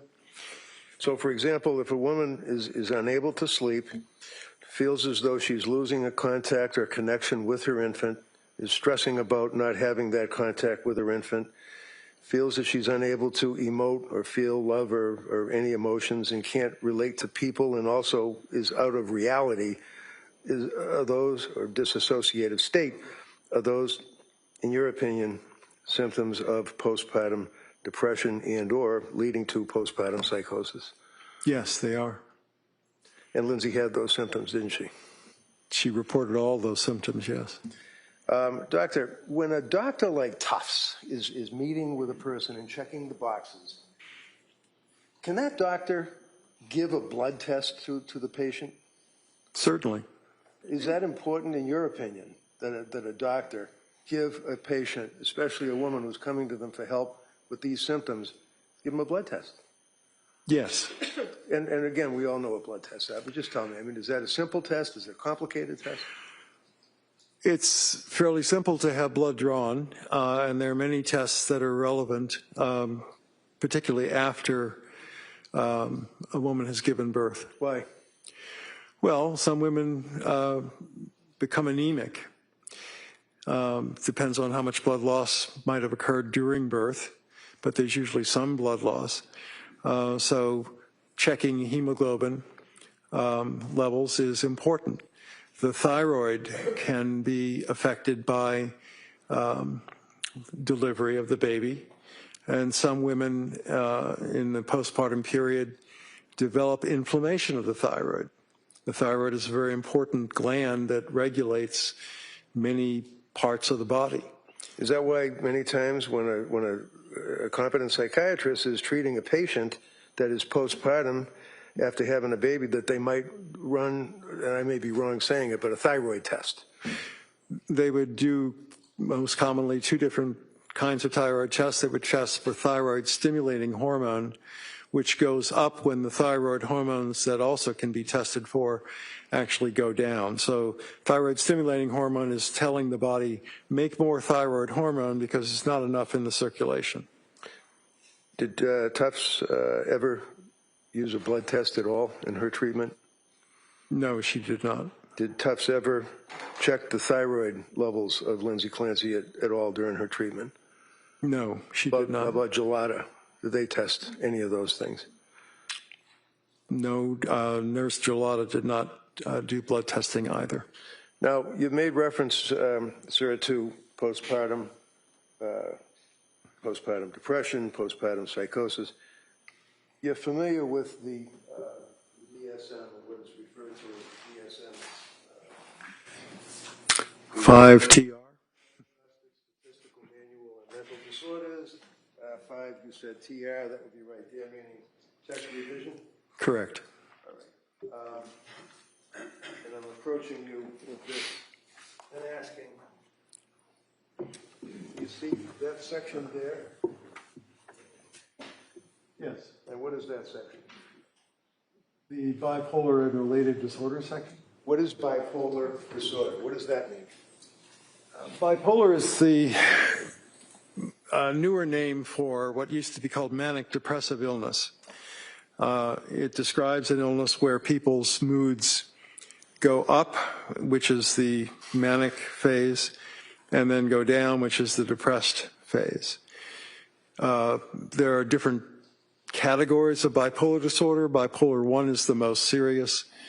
Bipolar 2 disorder also has similar fluctuations of mood, but in both cases of bipolar disorder, most people spend more time being depressed than they do being manic. Now, just tell me, what does manic mean? What does that actually mean? They feel usually euphoric, that they don't have... They're up? You're really up. Okay. You're extremely optimistic. You might spend a lot of money foolishly, but you wouldn't worry about that because certainly you're going to win the lottery. You can just feel it. So there can be psychotic thoughts along with bipolar mania, unreasonable expectations. Like I said, that you are destined to win the lottery, or in serious cases, you can believe that God is speaking to you and has appointed you to do some special thing in life. How about excessive cleaning and, let's say, divesting oneself of personal property, cleaning garages, things of that nature? There was talk in the records of an episode where Miss Clancy and her husband cleaned out the garage, but it was difficult to tell from the records whether or not that represented what we would call a hypomanic episode. Exercise. Was there a lot of references to exercise? There were a lot of references to exercise, and exercise can be a very useful thing. Sure, that's one of the things that a woman postpartum may very well be prescribed to do by a doctor like, or a nurse practitioner like Gelada, right? I believe that nurse practitioner Julie Paul recommended a long run at one point. So there's nothing wrong with a woman going to, let's say, Kingsbury or whatever it is, or taking her kids to the local gym with a swimming pool and trying to get some exercise in the postpartum stage. That doesn't, that's something you wouldn't hold against her, right? No. Okay.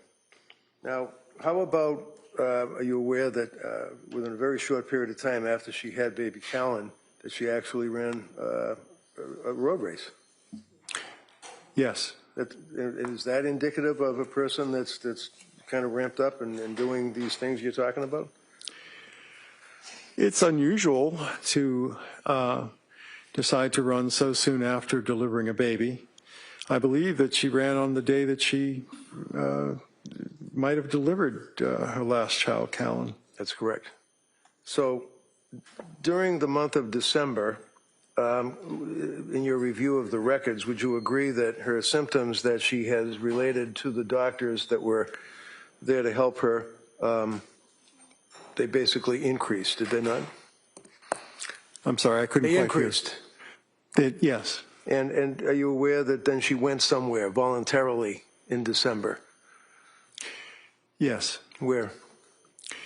She went to the Mass General Emergency Room on, I believe that was in December. She had gone to the South Shore Emergency Room previously. And did you, in the record, see that, in fact, she had gone to Women and Infants program in Rhode Island for a day? Yes. And are you familiar with that particular establishment? Is that a supposedly helps pregnant women? Yes, I reviewed those records as well. And do you know why she was discharged after a day? The records stated that they thought that she was having complications from medications more than she was suffering from postpartum issues, and therefore was not a good candidate for their program. And this was after getting there at 8 in the morning and leaving there around 4 o'clock in the afternoon, right? That's my understanding, yes. And the records indicate, if you read them, that during that period of time there were little group discussions and coloring sessions and things like that. Is that correct? Yes. You know that there are suicide hotlines that people are told to call, right? Yes. especially if a woman is in postpartum and is experiencing these difficulties and is describing the symptomology and on all these medications, that if you feel like you're going to kill yourself, you're supposed to call a telephone number, right? Well, it wouldn't be the advice I would give, but that was some advice that was given, yes. And did she call, to your knowledge, from reviewing the records, the telephone? She called the Aspire hotline, I believe, on 2 occasions. And was she given any help by the Aspire hotline? I believe the records say that she was told by Aspire that since she did not have a suicide plan, she did not require what's called a higher level of care, meaning an inpatient admission. So she basically had been to Nurse Gelada. She had contacted Aspire on 2 occasions. She went to Rhode Island Hospital on a recommendation the day after she was recommended to go there, and left after not being accepted. After calling the suicide hotlines, things got to the point where she and her husband went to an emergency room. Is that right? Yes. And did they get treatment did she get treatment at the emergency room? I believe the first time that she went to the Mass General Emergency Room, they recommended that she consider an admission at McLean, but she and her husband decided that they did not want her to go inpatient at that time. How about the next time she went to the emergency room? The next time she went to the emergency room, which was not very long after, she was admitted to McLean. McLean Hospital, and that would be that would be the locked wards for a period of about 4 days, correct? Yes. In reference to the bipolar disorder that we touched upon, sir, is that something that's a consideration when you're treating, as a psychiatrist, a woman who's coming to you for help and expressing concerns about the symptoms that we've talked about? Yes. Why? Well, some people with bipolar disorder, especially given the fact that depression is a prominent symptom in bipolar disorder, become suicidal and can even commit suicide. So that's a very serious possibility that has to be considered.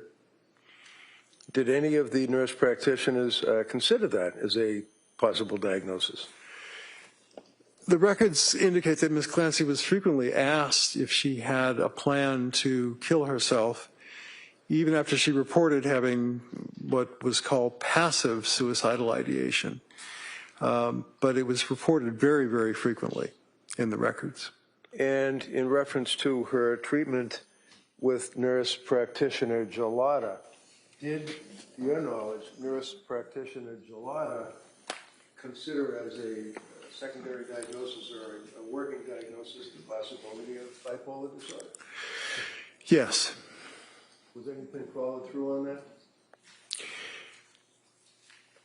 I believe she discussed the possibility of a mood stabilizer, but I believe that she then ended up using Seroquel or quetiapine, which is... That's Seroquel and quetiapine with a Q, right? I'm sorry? Seroquel and quetiapine with a Q. Quetiapine with a Q, yes. Using the 2 words again. I just want to make sure it's clear. Seroquel is the brand name. Quetiapine is the generic name. All right. And did she, meaning Lindsay, to your knowledge in the medical records dealing with these providers, complain about the effect that Seroquel had on her? Yes. And what did she say? What were the symptoms, or what did she feel? Well, she often felt spacey, as if she was not her normal self. She felt, it's fairly commonly reported that she felt hungover in the morning because these medicines, that particular medicine does make people somewhat sleepy. I believe the beginning doses were described as a sleeping dose, which is a very low dose of the medication that does, in fact, help sleep to some extent. Was the Seroquel ultimately increased to 400 milligrams a day, 200 milligrams a day? Do you recall that? Yes, it started at 25 and...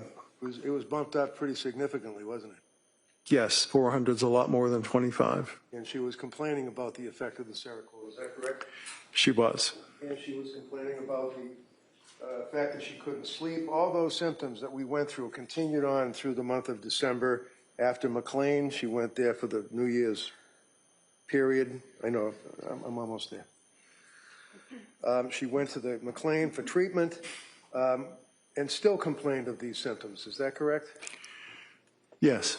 Did the symptoms ever resolve themselves for Lindsay in January, if you know? There were times when she appeared to be a little less distressed, but the symptoms were never completely resolved, no. And did you know that she went to see Dr. Jennifer Tufts on January 9th and that she was prescribed diazepam? Yes. And then on the 12th, she was prescribed trazodone, 150 milligrams by Dr. Tufts. Yes. January 16th, 2 milligrams of diazepam by Dr. Tufts. January 16th, the same day, 10 milligrams of amitriptyline by Dr. Tufts. Yes. What is amitriptyline? Amitriptyline is one of the older types of antidepressants. It's what's called a tricyclic antidepressant. It has more side effects, but one of the useful side effects in some cases is that it makes people sleepy. Did it help her sleep? Not really. Now, in reference to the DSM, out of that revision, and you agree with me that they have DSM-1, DSM-2, revised, rebooted, reconsidered, DSM-3, all the way up to DSM-5 text revision, right? Correct. And consisting of over 1,000 pages, right? Yes. Is this like considered, some people say, the Bible of psychiatry, or is it like a cookbook? I would call it a dictionary.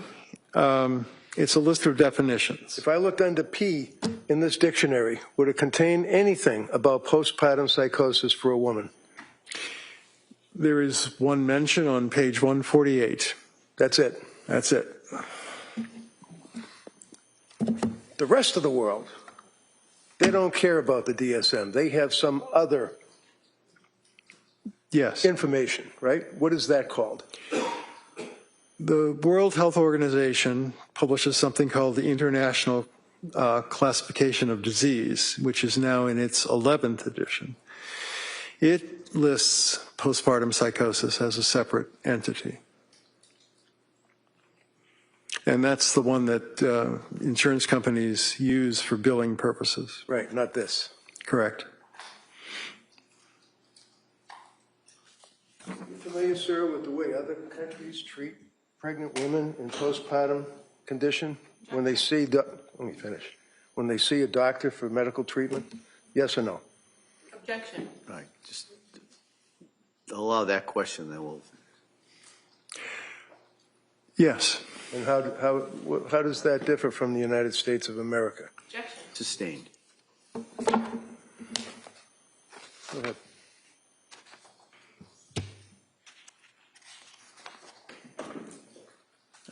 Como?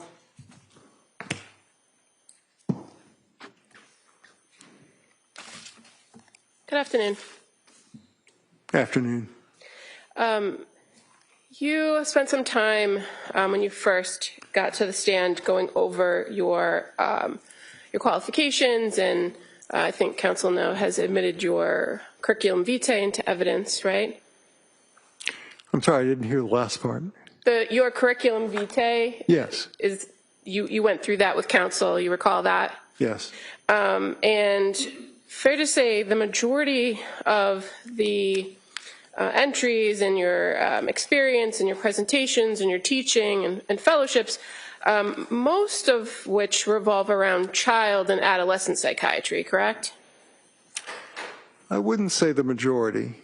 Well, where in your CV does it say that you worked with postpartum women? It doesn't say that specifically. Okay, so your testimony is that back in 1983 when you were at the, was it the Massachusetts, Mental Health Center, You worked with the postpartum women, is that correct? There were patients who either were pregnant while they were there or delivered and were hospitalized after that, yes. Okay. And your involvement in this case with counsel, with defense counsel, wasn't directly that he reached out to you, was it? It was that you had provided some information as it pertains to a civil lawsuit that's pending. That's correct. Okay. And so this affidavit that counsel's been referring to that you drafted, you've revised it for these proceedings, but fair to say you went through a series of records that didn't include anything related to this criminal case, meaning no police reports, interviews, photos from the scene. Is that fair to say? No police reports, no photos from the scene. So the majority of what you reviewed pertained to medical records, right? Yes. And in fact, you cite in your affidavit a New Yorker article for facts. Yes. That's where you got most of your facts, is from a New Yorker article? No, I also spoke to Mr. Clancy. You spoke to Mr. Clancy? Yes. Is that in your affidavit? Well, you have it before you. Can you point to a paragraph where you indicate that you got a report directly from Mr. Clancy? I don't know if it's in the affidavit. Okay. But I did interview Mr. Clancy for 90 to 100 minutes. Now, in relation to kind of going through the medical treatment, you indicate that the defendant reported that she was hesitant about taking medications. Do you recall that in paragraph 11? Yes. But you're aware that she sought out a psychiatrist, not a therapist, not a psychotherapist or a psychologist. She sought a psychiatrist as her first contact in the postpartum period, correct? Correct. And psychiatrists presumably prescribe medications and don't necessarily offer psychotherapy, do they? Well, all psychiatrists are trained to do psychotherapy to some extent at least. But yes, they can also prescribe medication. And through the records, you learned that the defendant did have reactions to low dose of Zoloft. And your testimony is that a blood test would have helped. Is that your testimony? Yes. So a blood test that's about 4 or 5 months postpartum, how is that going to help prescribers? Well, the blood test I was thinking of was you could do a level of the antidepressant in her blood, and that would tell you whether it was average, expected given the dose, or too high or too low. And that would yield results if a person's only been taking medication for less than a week? Yes. But you indicate that over a period of 4 to 6 weeks is when you would expect to see a medication start to take effect, correct? It sometimes takes that long, yes. Now, you also spoke a little bit about Zulresso. You're aware from reviewing the records of Jennifer Tufts that she researched Zulresso and spoke about Zulresso, but never made a recommendation to the defendant that she do that injection. Yes. You also describe that by November 21st, that the defendant was experiencing suggesting symptoms of mania, like racing thoughts. But in fact, the criteria is not just racing thoughts, it's racing thoughts, pressured speech, correct? There are a number of criteria that are listed, but racing thoughts is one of them, yes. Okay.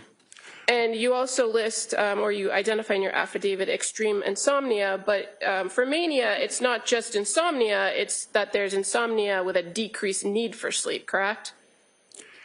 It can be decreased feeling that you need to sleep even if you didn't sleep for several days, but it's also true that some people feel very tired. It's not just one or the other. You're aware that the defendant denied a decreased need for sleep around that time period in November from the records, aren't you? In that period, yes. Okay. You also You also indicated that in reviewing records pertaining to, I think you noted Jennifer Tufts, that her notes were a series of the record was a series of check boxes, right? That was your testimony? There are a few sentences, but they are mostly check boxes, yes. And fair to say, the way in which those notes are created, there are several areas in which notes are placed at different points in those records. There are notes at certain places, yes. And those notes are reflective of statements that the defendant was making about her mood and how she was feeling and symptoms, correct? Yes. Those are all important things for a treating psychiatrist to consider when they're considering a patient's overall presentation. Is that fair to say? Yes, fair to say.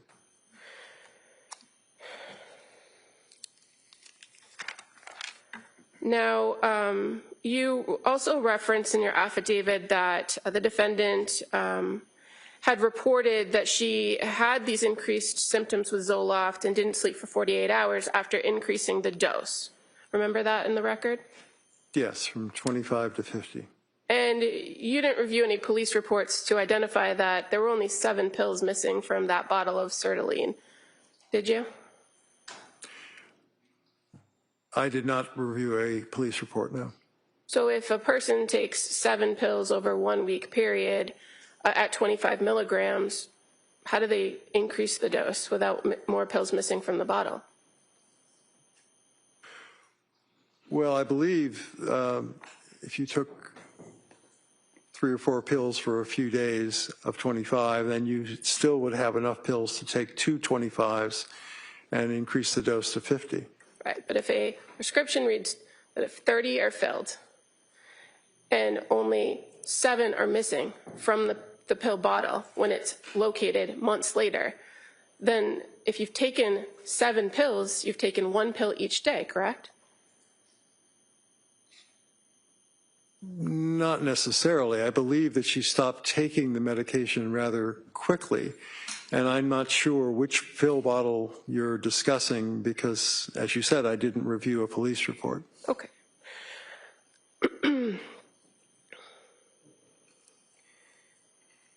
Now, you're aware that on December 15th, that the defendant and her husband reported that she was having persistent intrusive thoughts that day, correct? Yes. And that's the day she first presented to Mass General Hospital. Yes. And you're aware that Mass General Hospital is directly affiliated with McLean Hospital, right? They are affiliated, yes. And that she was advised to go to the inpatient program, and she chose not to go. Yes. From reviewing the records, did you see how Letitia Dukes, a social worker, or a mental health worker, excuse me, from the South Shore Perinatal Behavioral Health Clinic, had previously had discussions with the defendant about going to women and infants before her presentation to the Mass General ER on December 15th? Yes. And she didn't, in fact, go to that program until December 20th. Is that fair to say? Yes. Now, you also mentioned in your review of the medications lamotrigine. You recall that? Yes. And that was a medication that was prescribed to the defendant in December of 2022, correct? Correct. You're aware that she never took lamotrigine? I believe that's what she said, yes.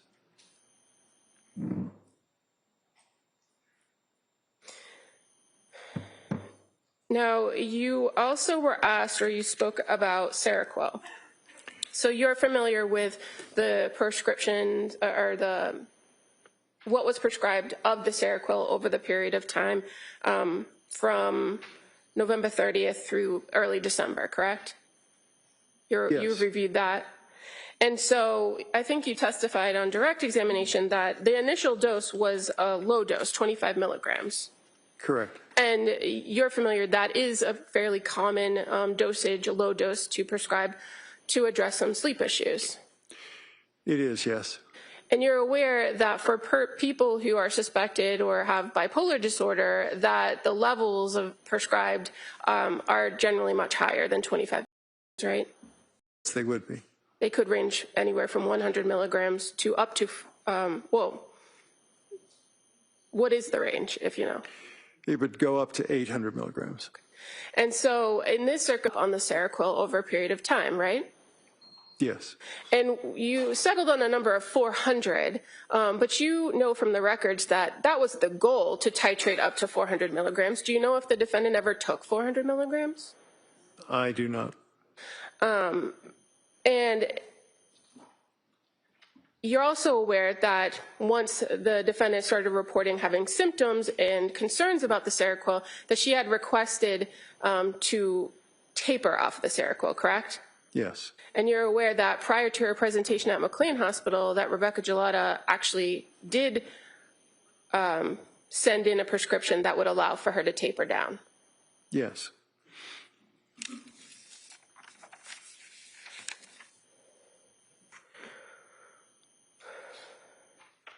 And when the defendant was admitted to McLean Hospital on January 1st, she was already on a taper plan, meaning she had gone back down to approximately 100 milligrams per night.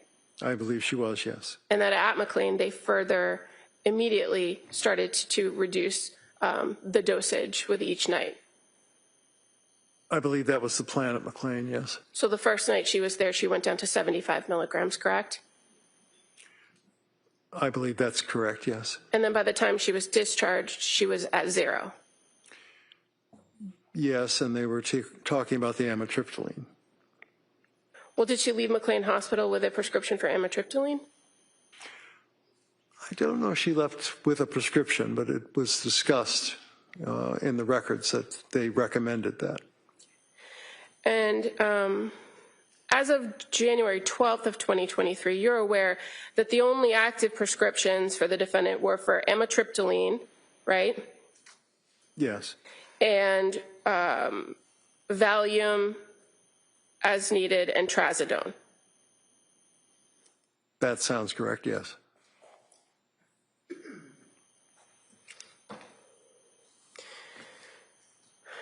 So throughout the course of your review of the records and all of the different medications that she was on from October through January, she wasn't on all the medications at the same time, correct? No, not at the same time. And it's fair to say she was only on maybe 3 medications at one time. 3, there might have been 4 at one point, but yes. And she had expressed particular medications that she wished to return to, like Ativan at some point, correct? She was quite ambivalent about Ativan and talked a great deal in the records about being worried that she was addicted to it. But Ativan tended to work for her, correct? It made her feel less anxious, yes. And she actually described that at certain points to the providers that when she felt intrusive thoughts or she had a bad experience, that she took the Ativan and the thoughts were gone. Didn't she not? I'm not sure that she said the intrusive thoughts were gone, but she would feel less anxious when she took it. And as far as your conversations about hallucinations and auditory hallucinations, you indicated that at some point, or at points, I think was your testimony, that the defendant did hear a voice. But you're aware that she never reported to Jennifer Tufts that she heard a voice. She did not. She never reported to Rebecca Gelada that she heard a voice, did she? She did not. She never reported to Letitia Dukes that she heard a voice. She did not. And the only time she's ever said that she heard this voice was on January 24th of 2023. Is that fair to say? Correct. Thank you. Nothing further. So when the district attorney asks you whether or not Lindsay, after all the symptoms that we've already gone through, told Rebecca Gelada that she heard a voice, told Dr. Tufts that she heard a voice, and denied that she heard a voice, would you agree that there are reasons that a woman would not tell the doctor or minimize their symptoms out of fear? Yes. What kind of fear? Fear of what? Well, in the records it's stated that Ms. Clancy reported she was worried that her children would be taken away from her. perhaps by the Department of Children and Families, if she reported very severe symptoms. The other thing is, as a health care professional, boards of registration sometimes take a dim view of people who have been in treatment for certain psychiatric illnesses. And so she might have been concerned about her nursing license, but that's speculation. So there are other reasons why a person may be concerned about telling healthcare providers, mandated reporters, that they're hearing voices, correct? Yes. Would you agree with me that you don't have to see the proverbial unicorn in the corner to your health provider to be suffering from psychosis? Yes, that's true. And can you tell us, Counsel was asking about the symptomology, psychosis, is that something that just grinds on for day after week after month, or is that something that comes on out of nowhere very quickly? No, overall. It can be quite episodic. What does that mean? It means that an episode can start and stop, and then an interval of time goes by. It could be days, weeks, or months, and then another episode occurs. Counsel asked you about bipolar disorder, the suspicions of bipolar disorder from Dr. Gelada, and then talked about the prescriptions that were prescribed. Is it, in your opinion, appropriate to prescribe a selective serotonin reuptake inhibitor to a person that is bipolar? No, overall. It would be considered something to be done cautiously and usually with a mood stabilizer begun at the same time to prevent the possibility of making manic symptoms worse. Thank you, sir. Buckingham. So just briefly, you didn't interview the defendant, did you? I did not. You don't know what she was concerned about. You're speculating. Yes. And for a person who's begging for help, wouldn't it be important to be honest with their providers about what you're feeling, seeing, and hearing? It should be, but that's not always what doctors find. Nothing further. All right, anything further? Okay, good. All right, thank you, Doctor. Let me sit down. Thank you.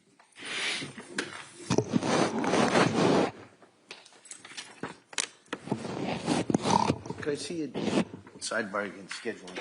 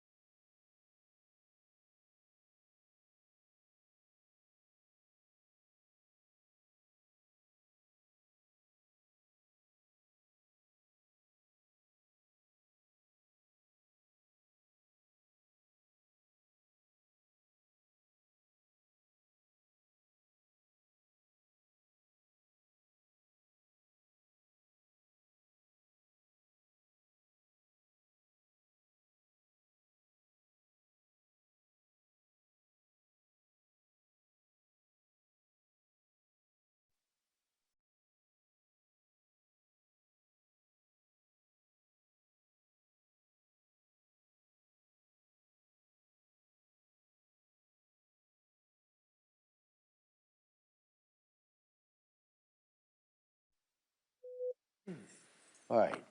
So members of the jury, what we're going to do is we're going to break at this point till 2 o'clock. All right.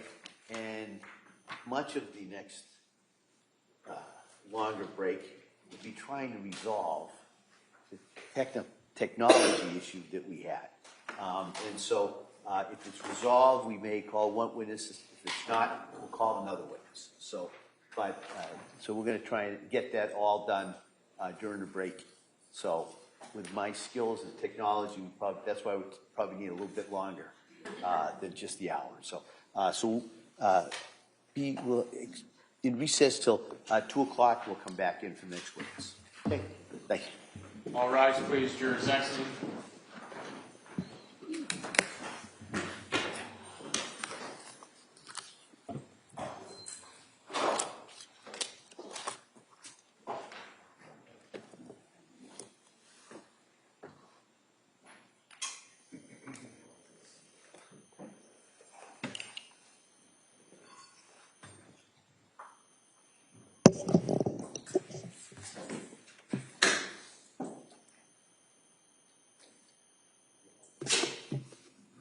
Sure, so that's the quorum.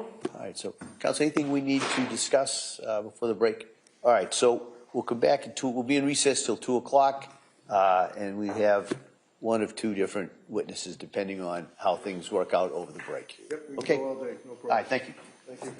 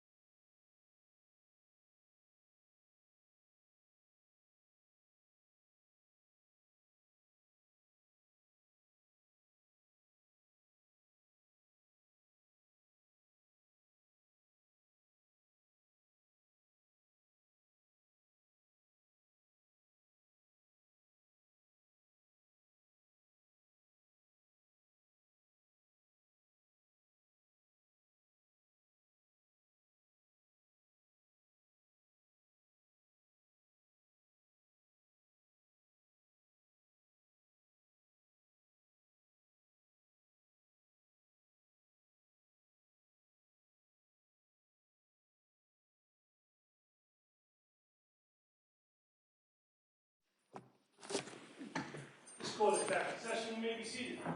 Your Honor, the motion for the record is that she has Commonwealth versus Lindsay Clancy. All parties are present, excluding the jury. All right. Counsel, we all set?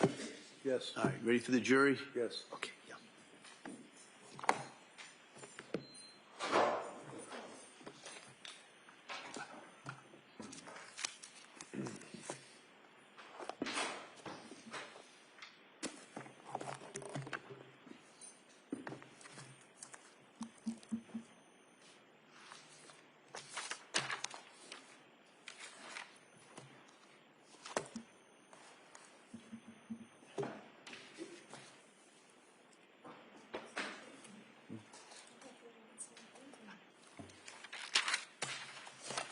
They didn't have the faith in us.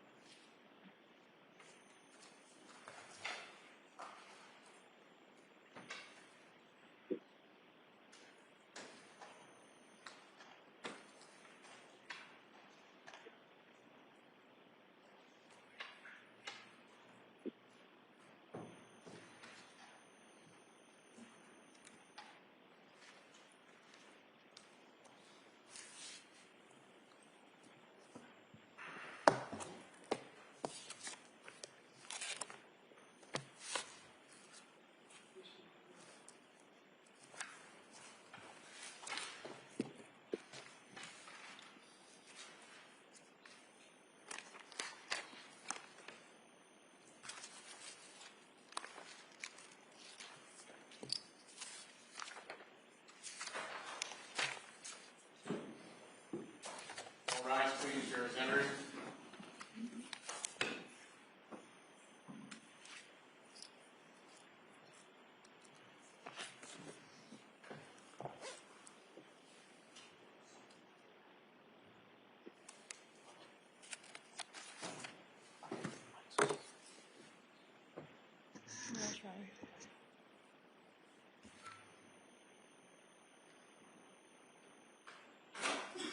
Court is back in session. You may be seated. Your Honor, for the purpose of the record, we return back to the trial of Commonwealth versus Lindsay Clancy. All parties are present, including the defendant and including the 18 jurors. All right, thank you, Madam Clerk. Members of the jury, I think we got everything fixed. Thanks for your patience. The next witness that's going to testify is going to be testify either by Zoom or teleconference, as you can see. I just want to tell you, this witness will be under oath, and you can consider her testimony the same as if she was testifying here live. Okay? All right. Mr. Rankin. Yes, thank you. May I swear her in? Yes. Dr. Lapasato, please raise your right hand. Do you solemnly swear that the testimony and the evidence you shall give to the court and the jury in the matter now pending between the Commonwealth and the defendant at the bar shall be the truth, the whole truth, and nothing but the truth, so help you God? I do. Thank you. Counsel. Good afternoon, Doctor. Can you hear me? You're a little echoey, but I can hear you. Okay, I'm just standing in the corner here so that everybody can hear you. Tell us your name and spell your last name, please. Dr.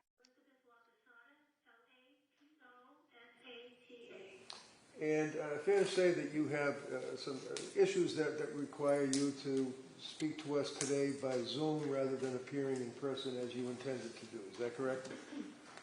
Yes, that's correct. Okay. Tell us what you do for work, Doctor. Well, I'm a medical doctor, board certified in anatomic and forensic pathology. So I have an active practice in forensic pathology where I review cases to understand how people get injured or how people die. And how can you tell us your educational background? Certainly. I graduated from Buffalo University in 1975, cum laude with honors in biology. I went to University of Maryland School of Medicine, where I graduated with an MD degree in 1979. I did my 2 years of internship at Johns Hopkins Hospital in anatomic pathology, which is the study of diseases of the body. Then I trained in St. Louis, Missouri, with a fellowship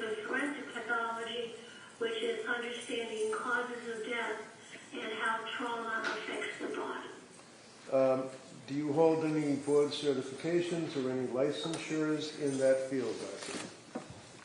Yes.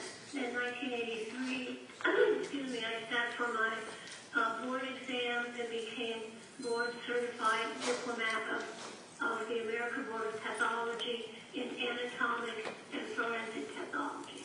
And tell us your work history, if you would, please. Certainly. Since I became board certified in 1983, I've had faculty positions in St. Louis University School of Medicine, where I also was the assistant medical examiner for the city of St. Louis. I then moved to Pennsylvania, Philadelphia, where I ran the autopsy service at the hospital at the University of Pennsylvania. Had a faculty appointment there, a research lab, and I taught forensic pathology to medical students. I was also a city of Philadelphia medical examiner. After that, I was a assistant medical examiner for the state of Delaware. And in 1993, I was selected to be chief medical examiner for the state of Rhode Island, which was a position I held until 2005, when I started my independent consulting practice. So you've been an independent consultant, testifying in courts and working on cases since 2005? At my own business, yes, and certainly testifying on cases before that as medical examiners employed for the city of St. Louis, the city of Philadelphia, and the state of Delaware, and the state of Rhode Island. Okay, and now you're independent on your own, as it were, correct? But I am, as it were, yes. All right.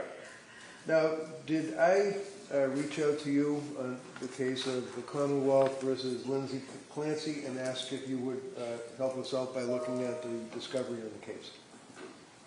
Yes, you did. And you're here to testify today. Can you tell the jurors what you actually reviewed as a basis of your opinion for your testimony? Certainly. I reviewed medical records, and I have a list here on Dawson Clancy. I reviewed the Office of the Medical Examiner entire file. I reviewed his EMS reports, his terminal hospitalization, the Duxbury Police supplemental narrative, Duxbury Police narrative, and his pediatric South Shore healthcare medical records. Could I just interrupt you for a minute? I apologize. Sure. Just in the interest of time, rather than going through every single, let me ask it this way: Did you look at police? Did you look at police reports? Yes. Did you look at grand jury minutes? Yes. Did you look at medical records for Lindsay Clancy? Yes, I did. Can you tell the jurors what medical records you looked at? For Dawson Clancy? No, for Lindsay. No, not Dawson. For Lindsay Clancy. Oh, yes. I looked at her South Shore medical records when she was admitted on the evening of January 24th. I looked at her Brigham and Women's Hospital records, photographs that were taken of her and published in her hospital records. I looked at the Department of State Police Crime Laboratory Toxicology report, crime scene photos of the bedroom, the outside of the house, crime scene photos, approximately 500 of them, grand jury proceedings, and photographs of the round exercise band. How about medical records? Did you review medical records pertinent to Lindsay and her treatment by healthcare providers in 2022 into 2023? Yes. Can you tell us what records you looked at? Well, I looked at her records from the post-injury records from South Shore Hospital, where she was first transported after she was found in the backyard of her house. And then I looked at her hospital records where she was transferred from South Shore Hospital to Brigham and Women's Hospital. Excellent. Doctor, in the course of preparing for your testimony here, did I direct you to a gentleman, Mr. Drake, and ask him for help putting together a little diagram to illustrate your testimony? Yes, you did. I used Mr. Jeffrey Drake Graphics. Yes. Under my direction, we put together some illustrations.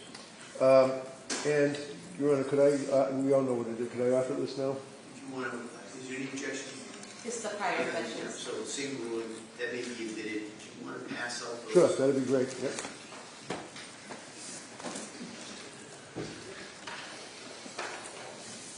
Mr. Attorney, pass out copies of what was just introduced as an exhibit. It's just so you can kind of follow along with the testimony. And at the end, I'm going to ask you to pass it back to the courthouse.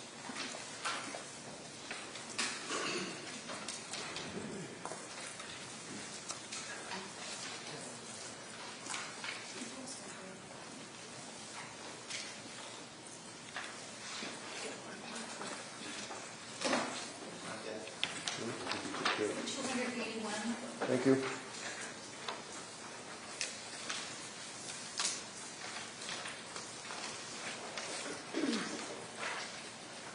All set? Yes, I think so. Thank you.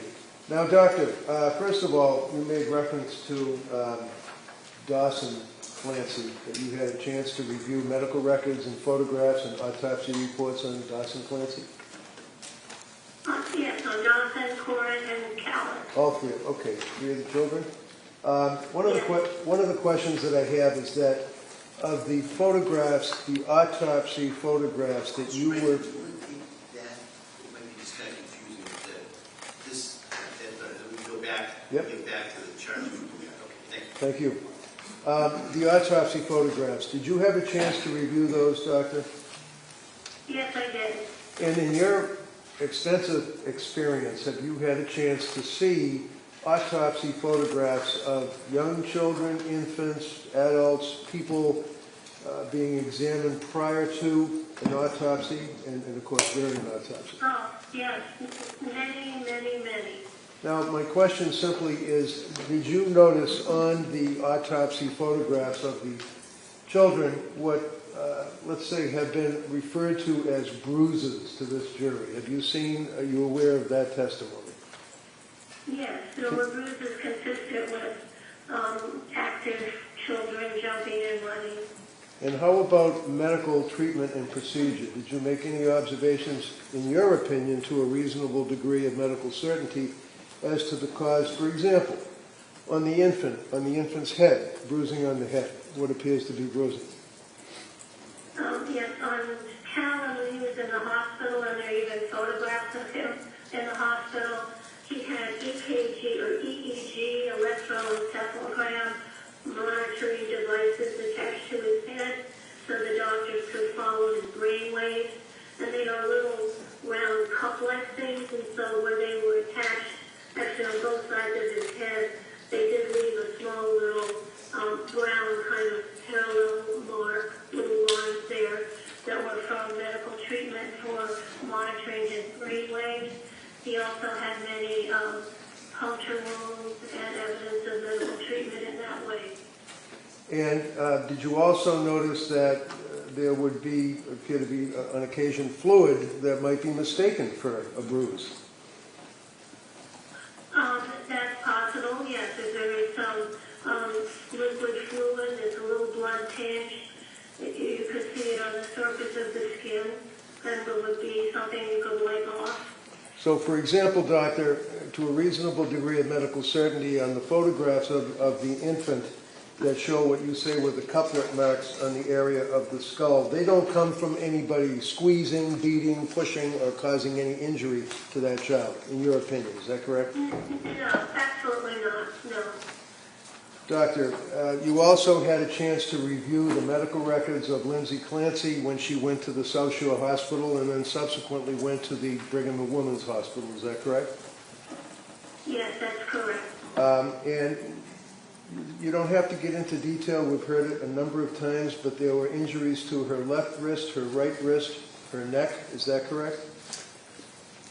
there were sharp force injuries to those areas. And in your practice as a pathologist, have you had occasion over the years and over the many cases that you have had involvement with to observe self-inflicted wounds to a person's wrist or their neck in the course of a suicide attempt? Many times.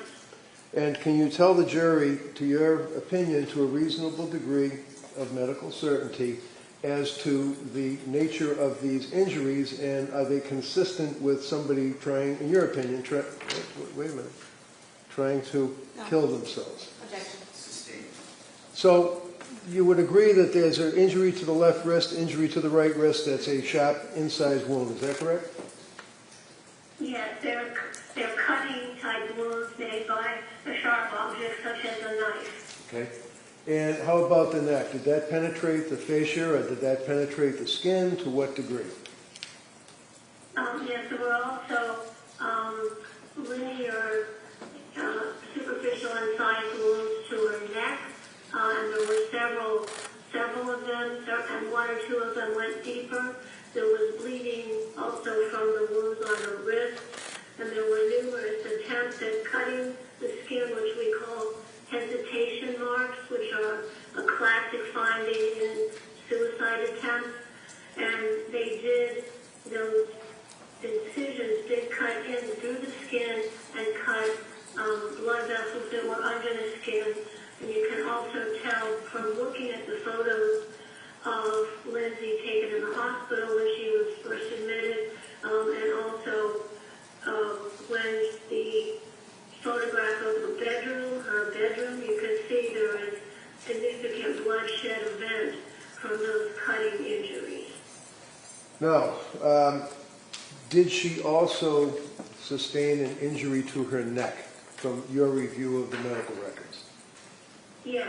Can you tell us what type of injury, and if we could, and if it assists the jury with you, you can make reference to the pages of the little report and the diagrams, page 4, 5, and 6, and tell us what we're looking at. Okay, let's see. So are we ready to look at number 4? Sure. Yep. Start off with 4. Okay. So Just so I think that's the first page you have, so just... Yes, that's right. Yes. Page 4 is actually page 1. Yes, so what we have here is to show you how Lindsay was injured. And I got this from the scene photographs, from all her medical history, and my knowledge and training, understanding how injuries happen to the body. So if we look at the left-hand side of this panel, we see a depiction of the back side of the house, and the top window on the second floor is open. That's where she would have put her palms down on the windowsill and put her head out and precipitated down to fall on the hard-frozen ground. During her fall, head first, she had cuts on her wrists which were bleeding, and her coming head down on the side of that building would then transfer some of that blood onto the side of the building, which was found in the scene photograph. She then hits really head first, and as her body descends that 13 or 14 feet. And if you look at the, so she really did a free fall dive head first. Then if you look on the right upper 2 diagrams that just show a skull, this illustrates the forces then that were applied to Lindsay's head while hitting the ground, and then her head bending a little bit. And what she got from that is what we call a characteristic burst fracture or a Jefferson fracture.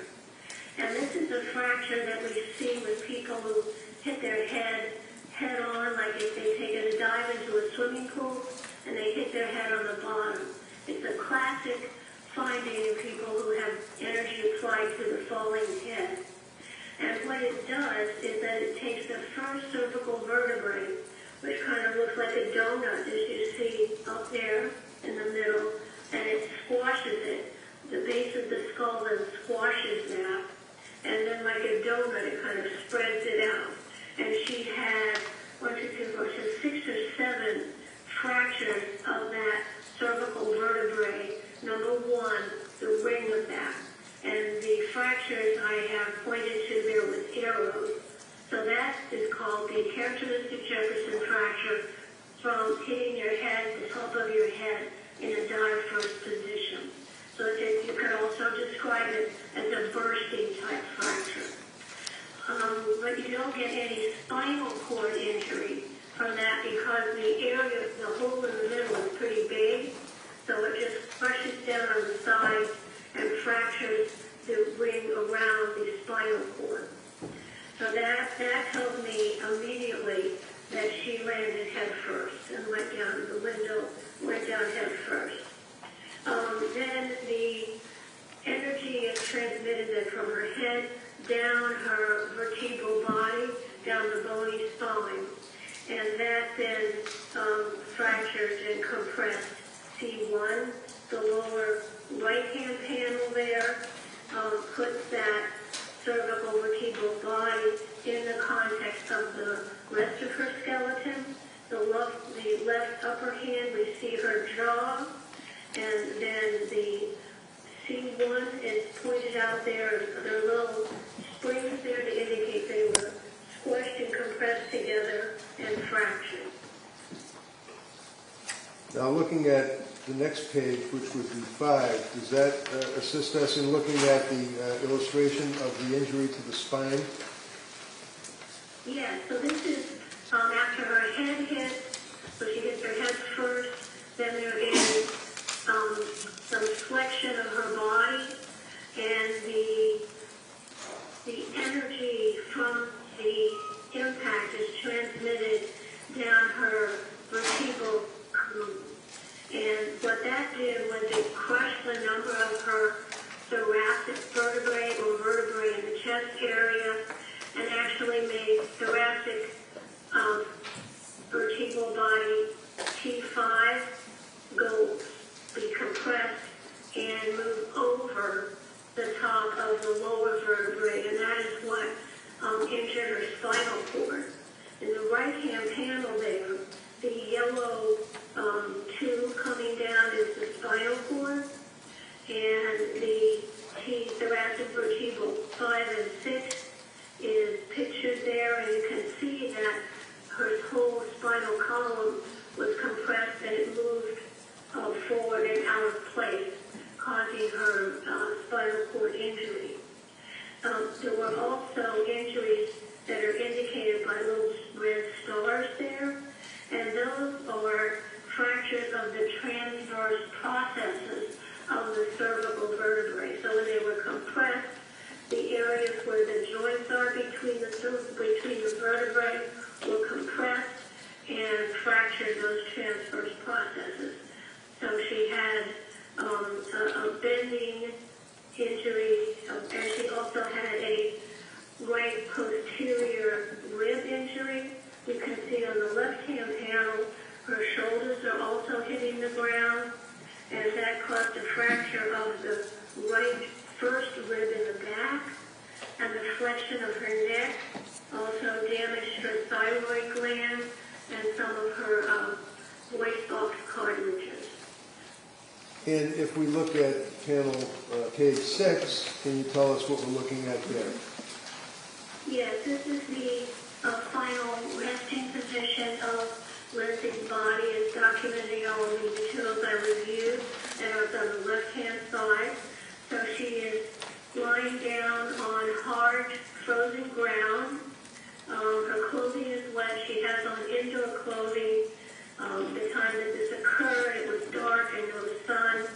The temperature was in the low 30s, so she is going to be at risk of her body temperature going down, lying on that cold ground. In addition to, now that her thoracic chest spine is fractured, that has totally disrupted the thermal regulation of the bottom half of her body. is going to lose heat from the lower half of her body to approach ambient temperature. So there she is lying there on the ground. Then if we go to the right side of that, this is a scene photograph showing the area where Lindsay's body landed. You can see on the right at the base area, there is some medical debris from the EMS emergency treatment. Then circled in, or put in a red square, is a little bit of snow that has some blood on it, which would correspond to her position lying down as we see it in the left-hand side there. And up sorry, go ahead.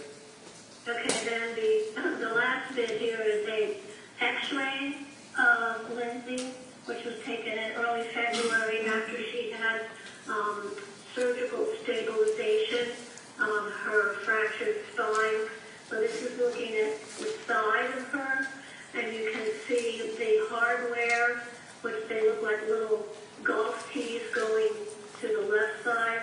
So this is the surgical metal hardware that was placed in her spine to open up and align her spine to try to preserve any function that was still available.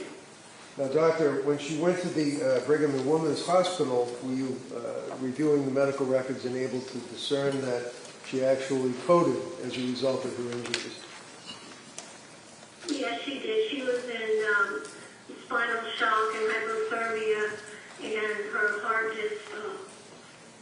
And did you observe that there were, and I quote, massive blood transfusions to treat her at Brigham and Women's? Yeah, she lost a lot of blood around the muscles that hold the spine up because that was so damaged. So her hemoglobin and hematocrit and her red blood cell level was very low on admission. And the final question I have, doctor, is as it relates to the records, it showed that she had a core body temperature of 82 degrees as opposed to 98.6, which we're accustomed to.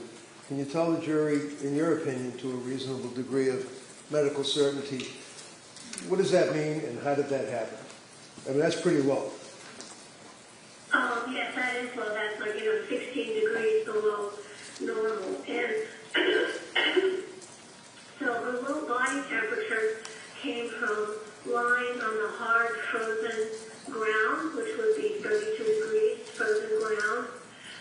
She had wet clothing on, so wet clothing is going to transmit the body heat into the atmosphere quicker than dry clothing. It was indoor clothes. She didn't have a big parka on. There was no sun at that time to keep her body temperature up. The ambient or the air temperature was around 30 degrees. She has a thin body, and also, most importantly, because of that thoracic spinal cord transection, she lost the ability to control her body temperature below that level. So that means all her blood vessels just dilate and they just lose heat to the atmosphere. Thank you very much, Doc. Please, Fred. Thank you.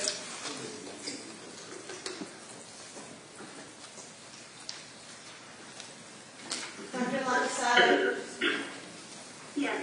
you were head of the Rhode Island Office of the Chief Medical Examiner when it was cited for 10 violations and unsafe conditions, correct? Yes, the unsafe condition was a light bulb out in a hallway, a computer in a hall. Happy to have a safety inspection. Right, those were the unsafe conditions, but there were also 10 other violations, correct? They were minimal. I don't recall now. It was 20 years ago. You didn't treat Ms. Clancy, correct? Correct. And you didn't examine her yourself, correct? Correct. Now, you talked about a Jefferson fracture and or a C1 burst fracture and how it can be from hitting the top of your head, correct? Yes. Isn't it also true that you can sustain a burst fracture by hitting the back of your head or the top of your shoulders as well? No.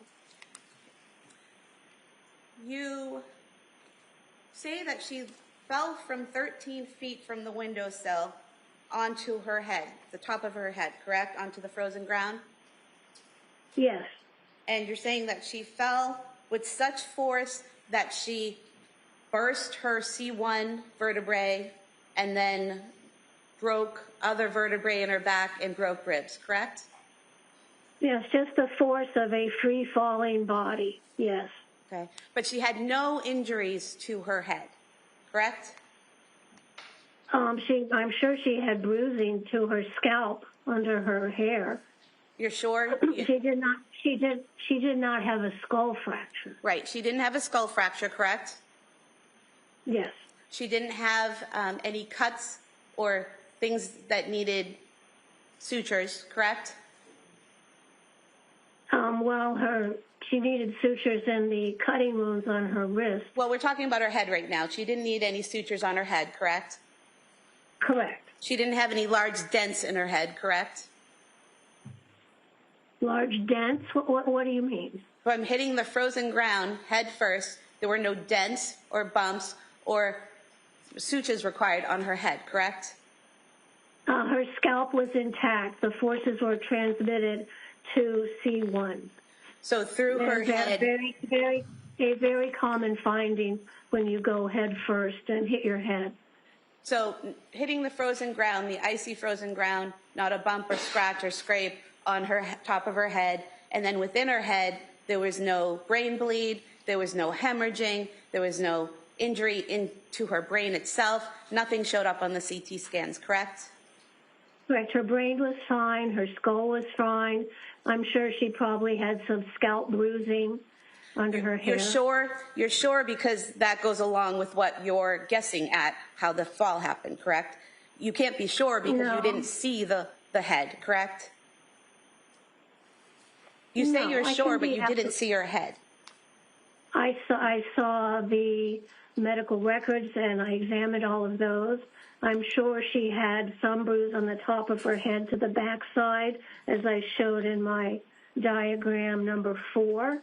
I'm sure there was some bruising on her scalp under her hair, but that was not a major concern at the time she was taken into the hospital. You keep saying you're sure there were bruises, that you're sure that there was this or that that's not shown in any photographs or medical evidence. So you're not sure, are you? You're assuming.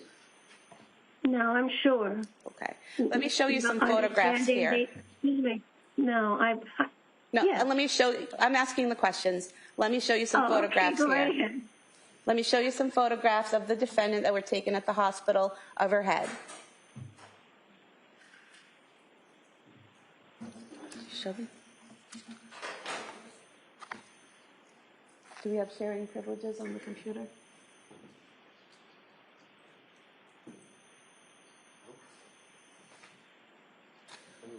Whatever you want, we'll do it.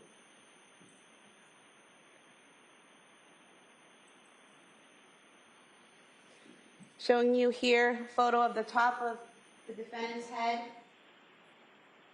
No Yes, I see that. cuts, no swelling, correct? We just see her hair. There's no blood on the white sheet, correct? Wait, I'm sorry, I couldn't hear what you just asked me. There's no blood on that very white sheet, correct?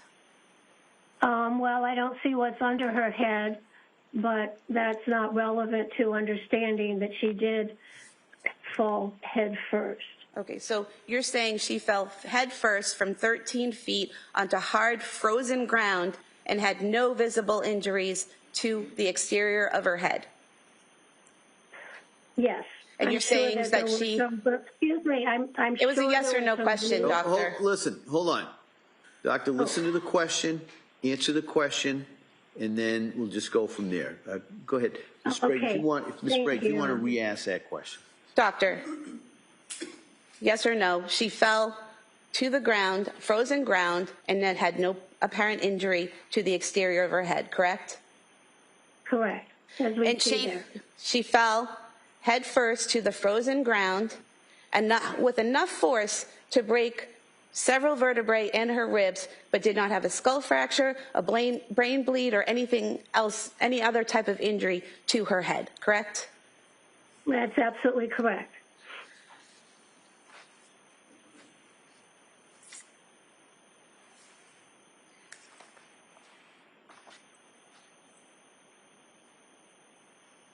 Move to put the photographs we were just showing into evidence. Any objection? All right, they may be admitted. It's 282.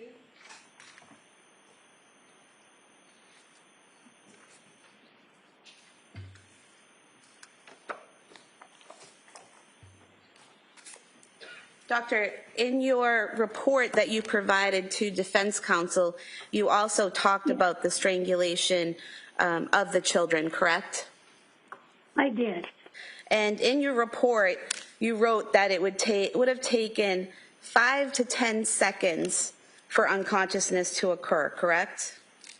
Yes. Okay. Now, do you recall testifying previously in State of Rhode Island versus Kimberly Fry, case number W1/2010-0413A? Do you recall testifying previously in that case? No, I don't. Let me refresh your memory. It was a woman who had killed her 8-year-old daughter by asphyxia, and you testified. Oh, yes, manual strangulation, yes. Yeah, so ring a bell? Yes. Okay, and so you testified back in 2011 in that case, and you were asked, if you have a very complete compression, strike that, you were asked, unconsciousness due to oxygenation can occur within 10 to 20 seconds. And you said if you have a very complete compression of the blood vessels of the neck, you can become unconscious within 10 to 20 seconds. And then you were asked, I'm just saying hypothetically, just strangulation alone is 10 to 20 seconds. And you said if it is effectively and continuously applied, like in a lateral vascular neck restraint, most times there's a struggle going on, so you can't quite get that. So in that case there, you didn't testify that it was 5 to 10 seconds. You testified that it was 10 to 20 seconds, and that if there's any struggling, it could be longer, correct? Yes, but that case was. Well, that was a yes or no question. It's not a yes or no question. All right. Defense can follow up. Hold on. She's answered the question, and then we'll have a redirect if counsel would like to. Well, I don't remember Hold on, what Doctor. I said. Why don't you, Doctor, Sorry. wait for a question. You were also asked in that same trial, Doctor, the question put to you in that trial was, but once that unconsciousness set in, you agree with me that there had to have been a consistent application of pressure, either suffocation, strangulation, or compressions of the chest for 2 to 3 more minutes continuously while the child was unconscious, correct? And you answered, I think that's a fair statement. And the question was, you said that before yourself, correct? And you answered yes. And then the question was, I'm asking your opinion, and you said, the question was, after Camden became unconscious, after 2 to 3 minutes of continuous application of one of those 3, and you answered correct. Is that right? I have no memory of that. I'm sure you're reading it correctly. Well, you have memory of your medical knowledge, correct?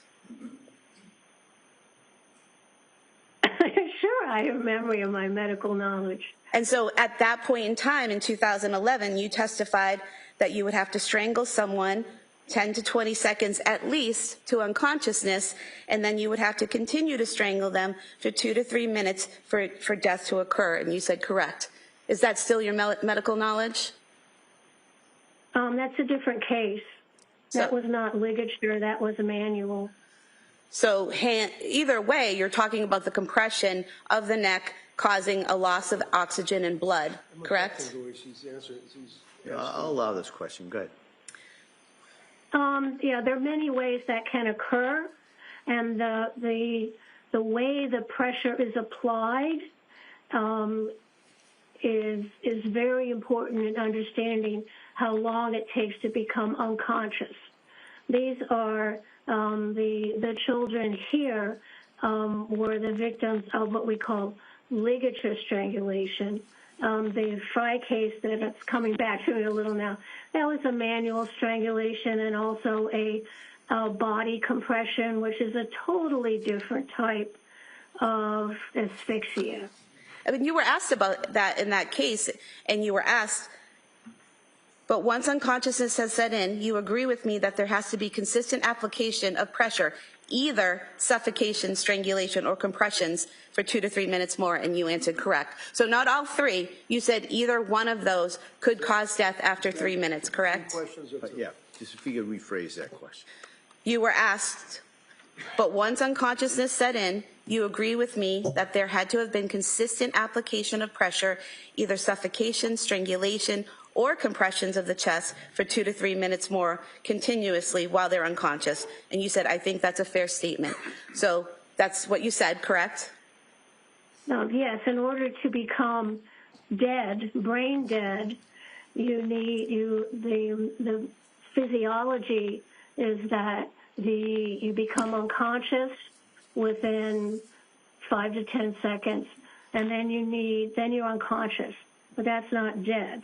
Then that continued constriction of the blood flow has to be still continuously applied for the brain to die. Correct. So that is what happens, and that's what happened to the Clancy children. The ligatures were wrapped around. They went unconscious in 5 to 10, maybe 20 seconds, probably less than 20 seconds because it was a ligature, not a manual strangulation. So it was immediately compressed, unconsciousness within 10 seconds, and then death within 5 to 10 minutes after that. With continuous pressure. With continuous pressure around the neck.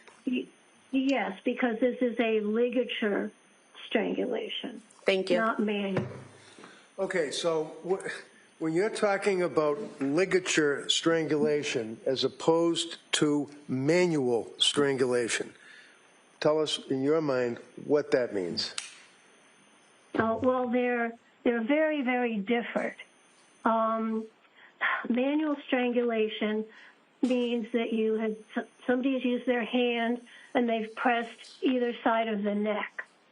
Okay, that the hand is manual strangulation. Strangulation means that you have stopped the blood flow that comes out of your brain, and the carotid artery continues to pump oxygenated blood into your brain, but it can't drain out through the jugular veins. So with continuous pressure, then the blood can't get in because it can't flow out. It's kind of like stopping up a pipe. And then so you go unconscious within 5 to 10 seconds, but then with continued pressure, your brain dies. So the difference between manual and ligature is that manual can be kind of an off and on thing. You may you have a jugular vein on either side of your neck.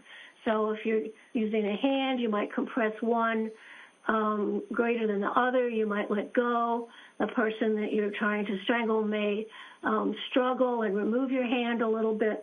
So it's a very different sequence of events to end up with brain death and asphyxia. Whereas wrapping a round loop resistance band, which is a ligature, immediately compresses those vessels. There's no coming off, there's no putting back on. So it's a very complete, one-time, immediate, non-varying compression with those exercise bands ligature, which causes unconsciousness effectively within 4 to 10 seconds. And in reference to the manual strangulation, where generally somebody would use their hands and perhaps press with their thumbs, that has a very common, that you see many times, fracture of what's called the hyoid bone, correct? Yes, that can happen, absolutely. A little U-shaped bone up underneath the jaw.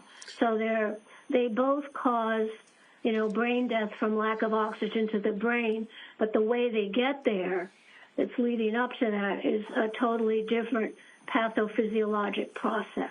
So when counsel went through the Rhode Island case, whatever that name was, and was reading from a transcript and asking you questions about the time that a person through manual strangulation, and then she made reference to suffocation, she made reference to strangulation, she made reference to compression of the chest. That has nothing to do, in your opinion, with the ligature strangulation. Is that correct? It's a totally different mechanism of injury. Thank you. Sprague.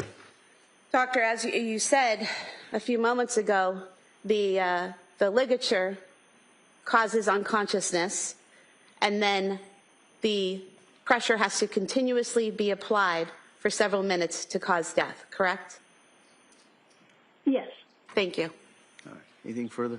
One other question. On the ligature, doctor, and we discussed this, is the ligature, does that require a person to stand over the body and continuously apply pressure to the ligature, or walk away leaving the ligature? No, in this case, these were elastic round loops, like that were put around, somewhat tightly, pinching the skin. You could see little lines where the skin was pinched, and it just stays there. So it's a immediate compression of those tubular veins, staying there, and then death occurs minutes later. Thank you. Doctor, did you see these exercise bands? Yes. And you know that they're one long line with a handle on each end, correct? Right, and they're round. They're a cylinder. Right. They're not like a flat band.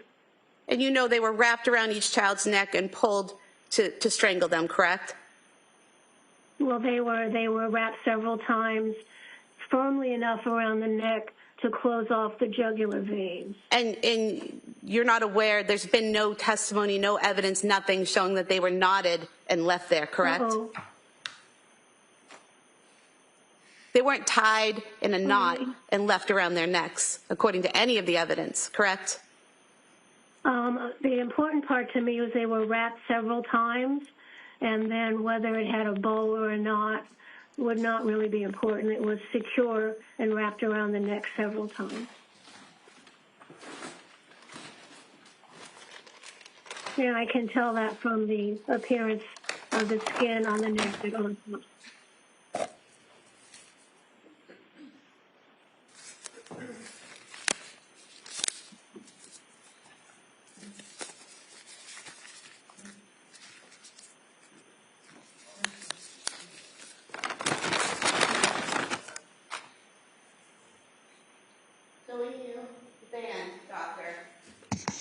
The child's neck several times and then left there.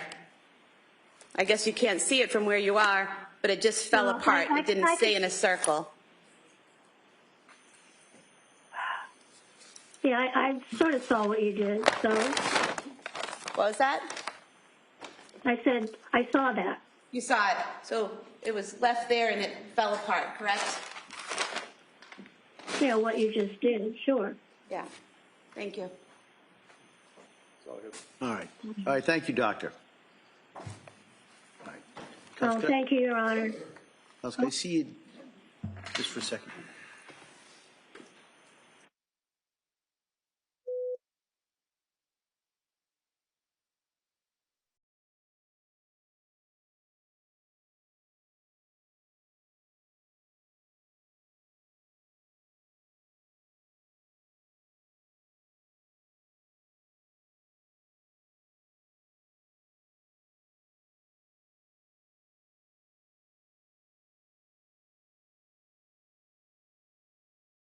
Short break to take the equipment down. It took us hours to get it up. Hopefully it'll take us about 5 minutes to take it down.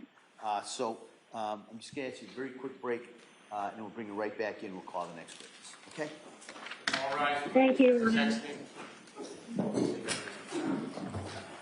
leave everything right on the chair.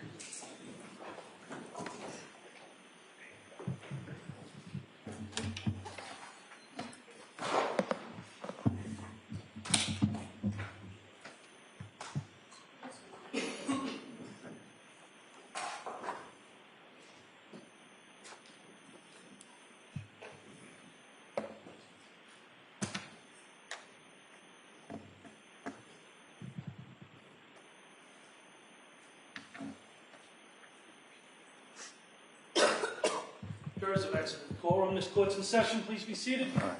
So we'll be in, I know we always say it, but we'll be in a short recess. Come soon as we can get the equipment down. We'll come right back out and we'll take the next witness. Okay? Thank you. Goodbye.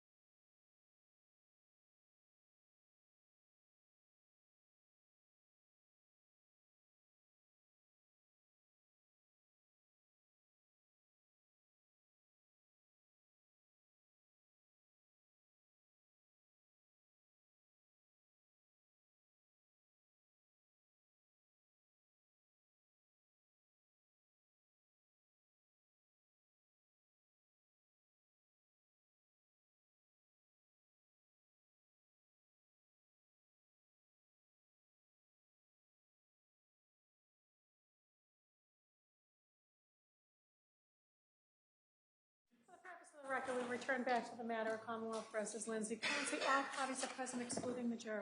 All right. Counsel, we ready for the jury? Yes. Okay. Yeah.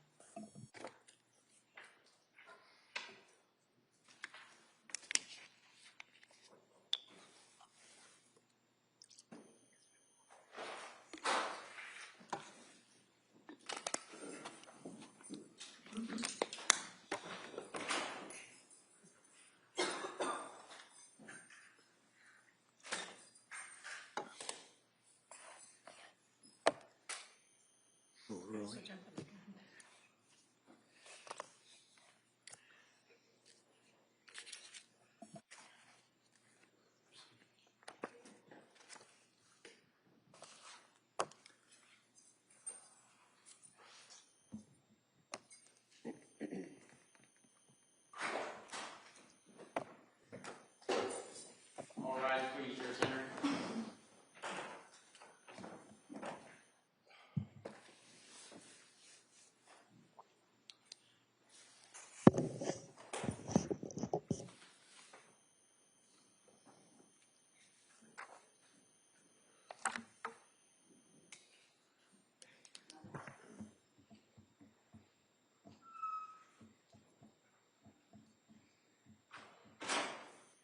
Court is back in session. You may be seated. Your Honor, for the purpose of the record, we return back to the trial of Commonwealth versus Lindsay Clancy. All parties are present, including the defendant and including the 18 jurors. All right. Attorney Reddington. Thank you. Call Dr. Paul Zeisel, please.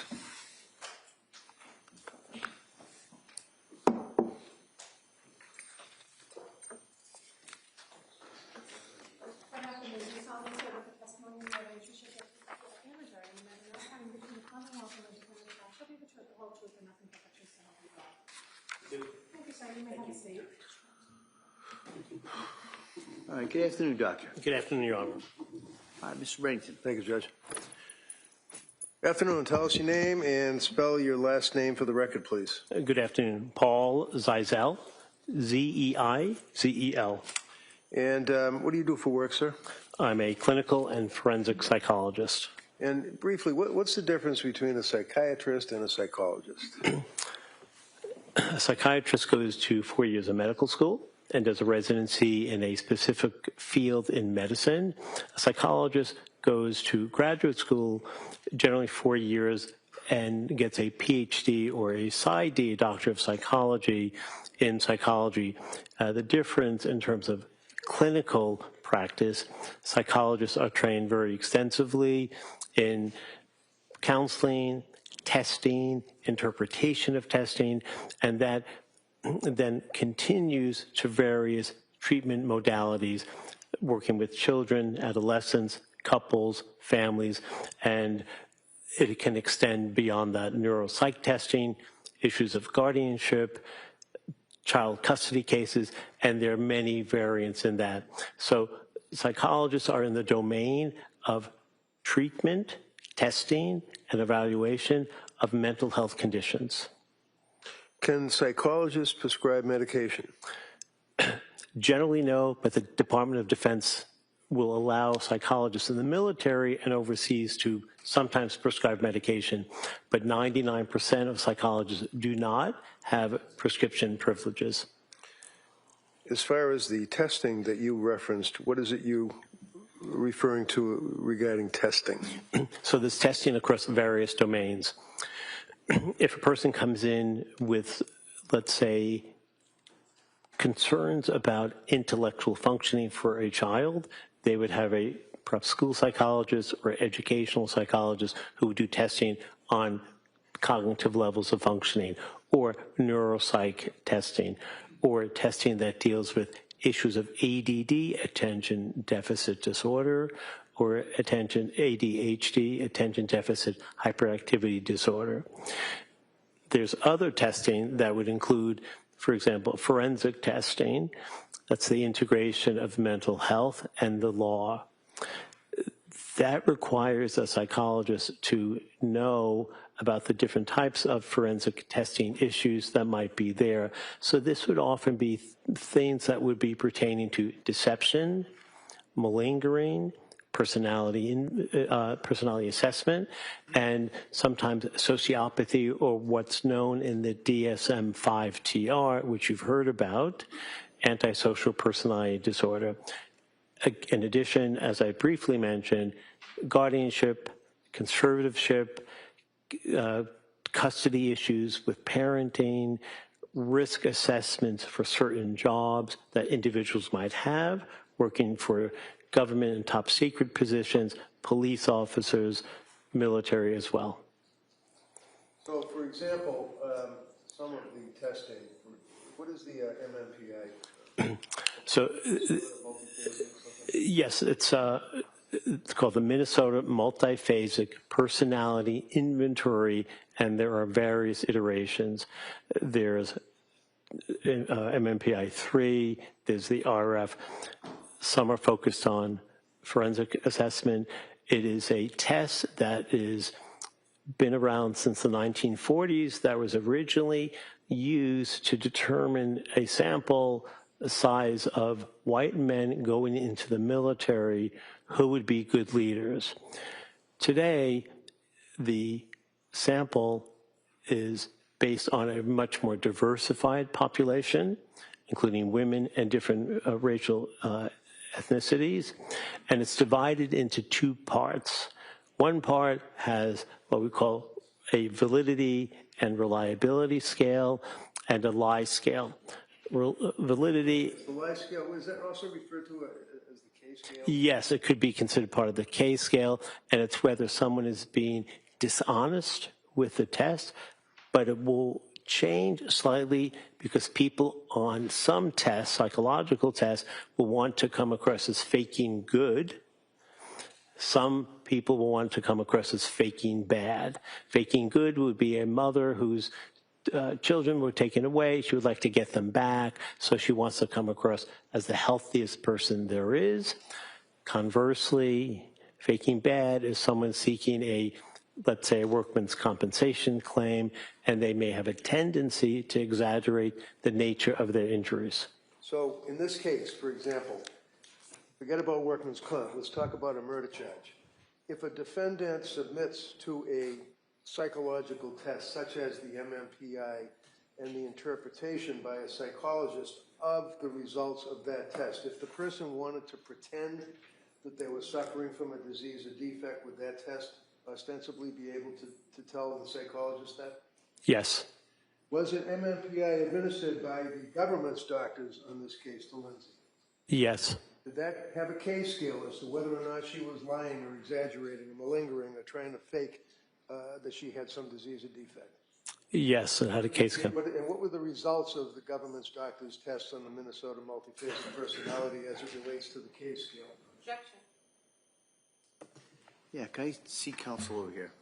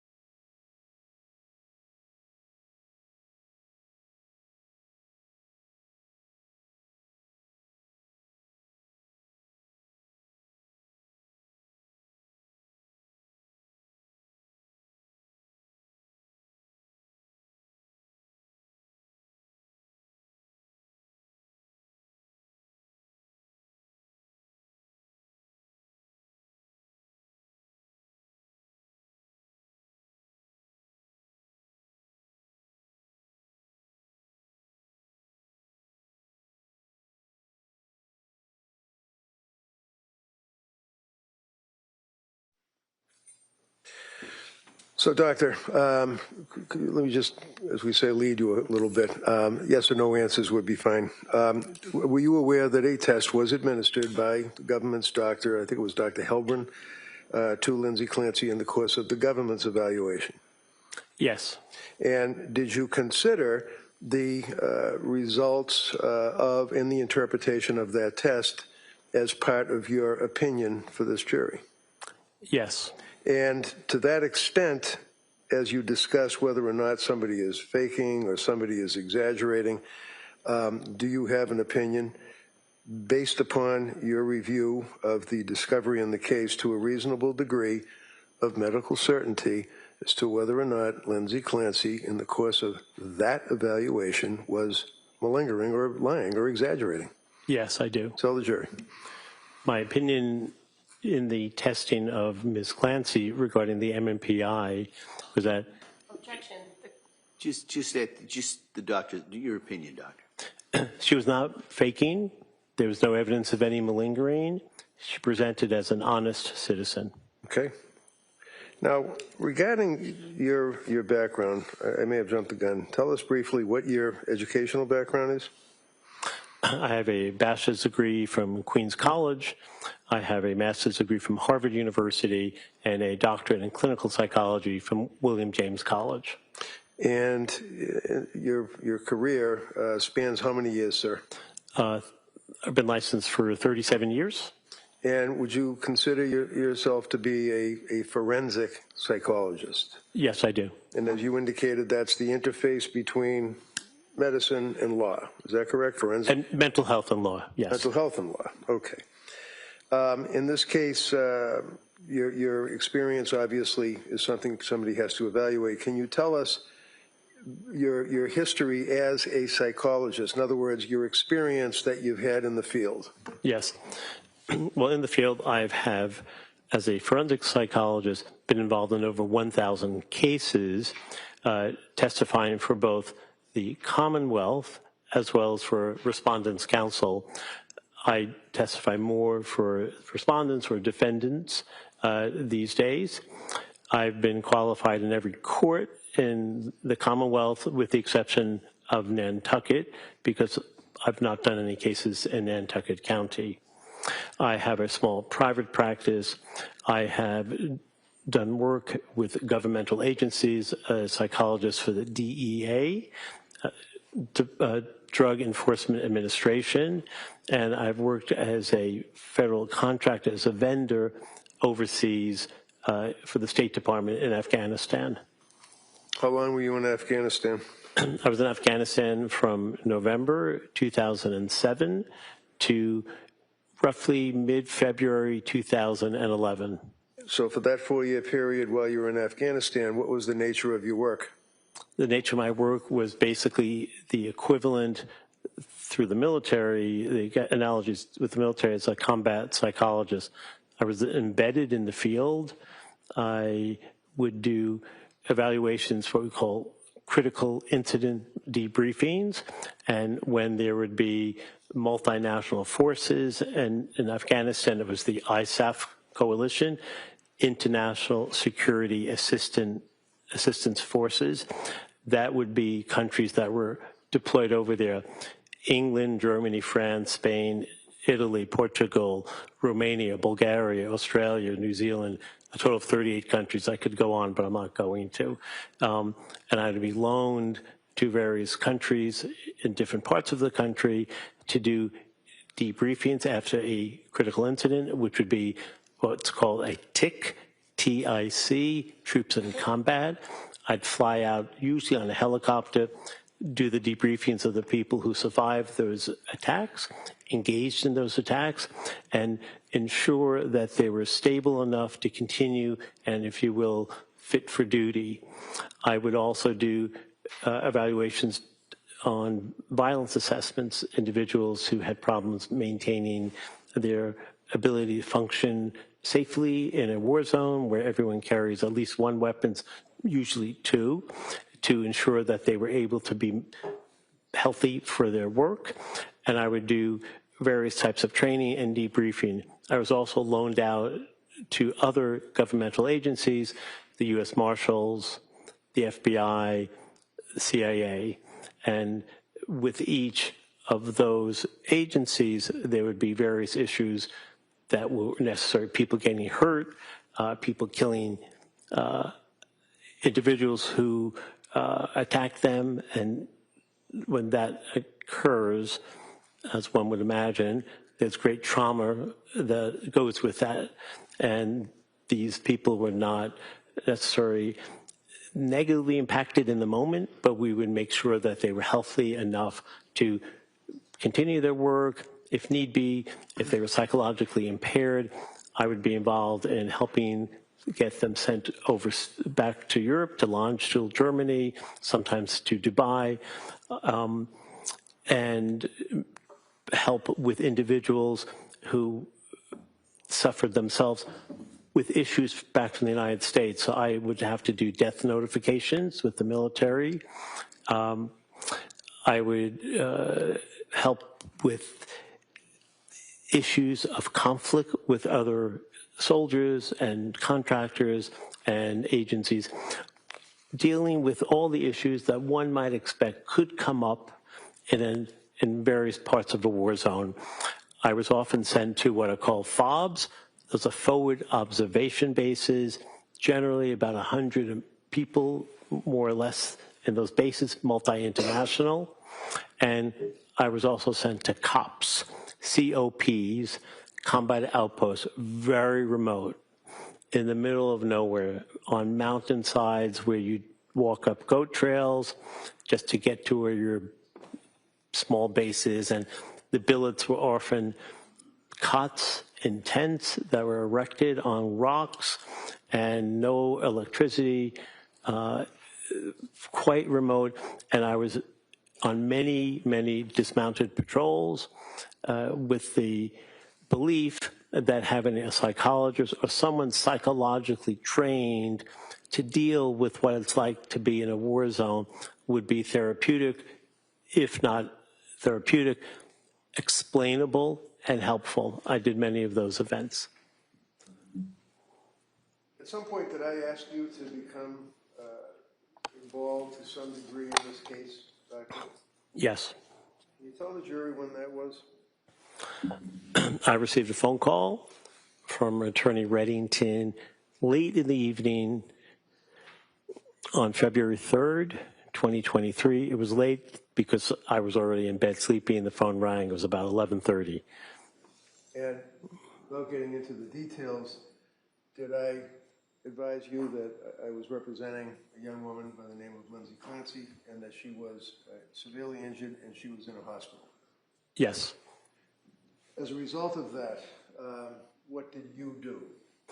That next morning, I went to Brigham and Women's Hospital, went to the front desk where one would normally check in, and there was a woman there who I felt was a volunteer. I explained who I was.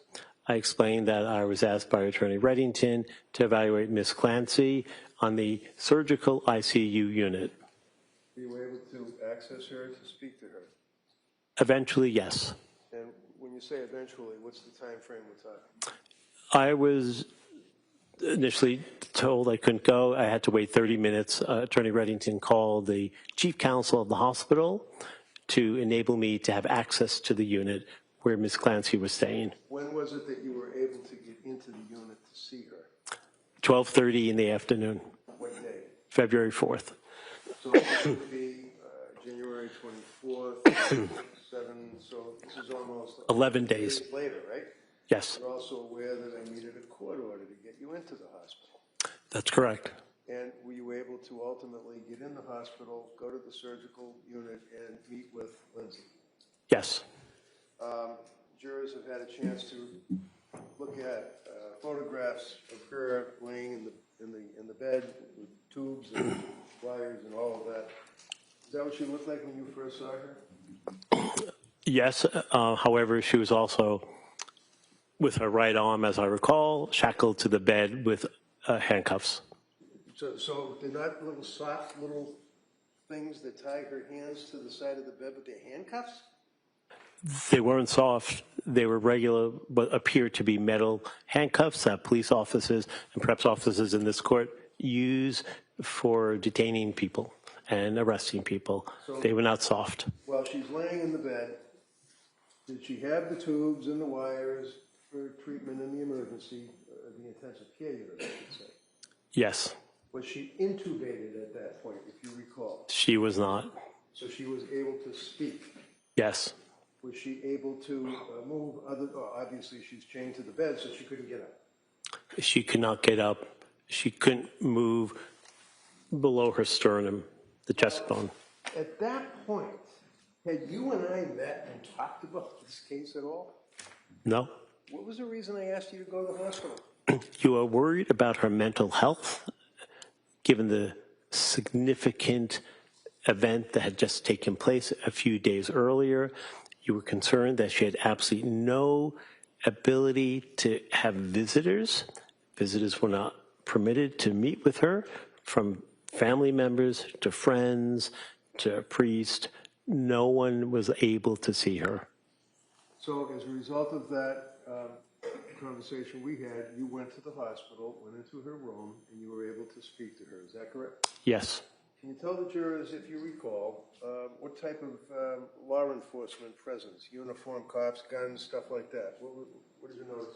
I noticed literally outside of her hospital room were 2 state troopers in their blue uniforms, sitting each in a chair on either side of the doorway to Ms. Clancy's room, with a nurse sitting in the corner of her room.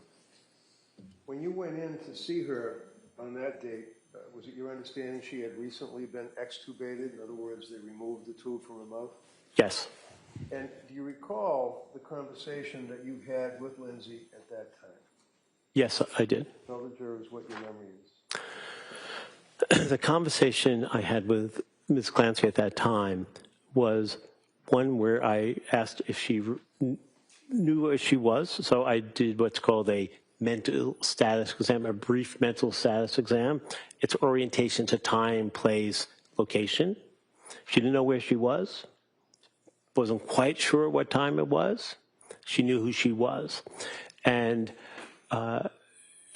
she told me that she remembers what happened, but it was very fuzzy and foggy. At the time, she had been on medication for the significant pain post-surgery while in that hospital room. And during the course of that interview with her, did she express any concern to you about her husband, Patrick? Yes, she did. Tell the jurors what she indicated to you. She said, since 11 days prior to my meeting with her, which would have been January 24th, 2023, she had no contact with Patrick. She wanted to know how he was doing. She wanted to know if she could call him and find out where things are with her and with him and how he was faring, and to just speak with him. She expressed concern about her family. Yes, she did. Did she express concern about what had happened? Yes. Did she ask you, or did you offer to her the ability to speak to her husband, Patrick? She asked me if she could use my cell phone to call her husband. Did she do that? Yes, she did. Did you hear the conversation? Yes, I told her we'd call. It would have to be on speakerphone. And tell us about that conversation. So that first phone call, I believe on the 24th, he did not pick up. She left a message. I did not leave a message. We then called back 2 days later on the 6th. And after the 2 days had transpired and the call was made on the 6th, did she have a chance to talk to Patrick? Yes. Were you there? Yes. Was she still chained to the bed? Yes. Were the cops still outside the room? Yes, not in blues. They were in civilian clothing, jeans, flannel shirts. And tell us what she said to Patrick in your presence on the speakerphone at that point. She had told Patrick that she loved him very much. She was unable to express a lot of emotion, but she expressed love for him, and she had said that she heard a male voice ordering her, telling her that she didn't have any choice, but she had to kill her children and then kill herself. Now, doctor, have in mind your background, your career, Did you tell Lindsay Clancy to lie or make that up and pretend that she was hearing voices? No. Did you have any conversation or any suggestions to her at all that she should say she heard voices or anything like that? Absolutely not. Why did you let her call her husband on your cell phone? I let her call her husband out of human compassion. As time went by, did I then, oh, by the way, you've testified for me on other matters, have you not? Yes. We go back about 20 years? Yes. And we socialized together? Yes. So we're friends? Yes. And as you worked on the case, can you tell the jurors what information you had access to that would allow you to continue with your investigation as a psychologist? I had access to her clinical records. Many of that were discussed here. Emergency room records, grand jury minutes. With the longitudinal nature of my evaluation, I had records from Brigham and Women's, South Shore, Spalding Hospital, and most recently, Tewksbury Hospital, which go back to, I believe, March 27th or so, 2023 till today. How many times have you seen Lindsay since that day in January of 24? So I've met with 2023. I've met with Ms. Clancy over 45 times since then, and that was at the writing and the issuance of my report to Attorney Reddington. That was in the middle of June, and I've seen Ms. Clancy since then 20 times probably, or 15, inclusive of being in this courtroom and sometimes meeting with her in the holding unit. And you've had occasion to visit with her in Tewksbury Hospital many of those times, right? Yes. And you've had occasion to visit with her in the lockup to this courthouse, correct? Yes. And she's been treated very well by everybody, the court officers, everybody, is that correct? Objection. All of this. Yeah, that's sustained. Well, you've had a chance to see her in the lockup, right? Yes. Why would No, overruled. why would you see her in the lockup? I would see Lindsay Clancy in lockup because the nature of presentation in this court has been gut-wrenching for anyone who would be exposed to such horrific Objection and move to strike. It's not responsive to the question. All right. Can I see counsel over here? I'll withdraw it. Let me All right, so that answer, Ladies and gentlemen, that answer is stricken. Okay? In Tewksbury Hospital, have you had to see her, to evaluate her, in addition to your testimony for a jury? Yes. Why? Because the nature of mental health is something that's not a static or what we consider historical piece of information. Static information means a date of birth. That's never going to change. Dynamic issues are things that are subject to change, like the weather, like your health, like your mood. So to do an evaluation for a case that Ms. Clancy's involved in, which is a triple homicide case, requires an examiner to ensure that she's competent to stand trial and that her mental health is stable enough to be able to go forward with court proceedings. Is there an additional component, and has there been an additional component of her suicidal ideation since she's been in custody at Brigham and Women's, and then of course transferred years ago to Tewksbury? Objection. Can you approach, please? Can I see counsel?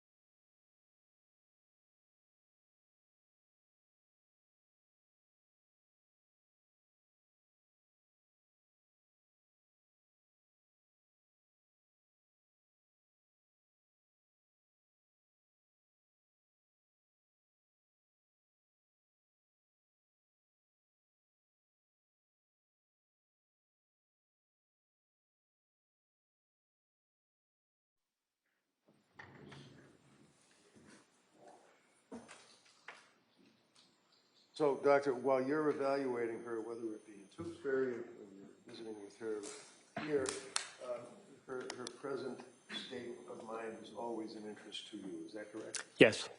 And in addition to all of the police reports, grand jury minutes, photographs, and things that you've described for us, sir, have you also had occasion to review all of the medical records without going through every one of them, dealing with Jennifer Tufts, Gelada, drugs that were prescribed to her, etc.?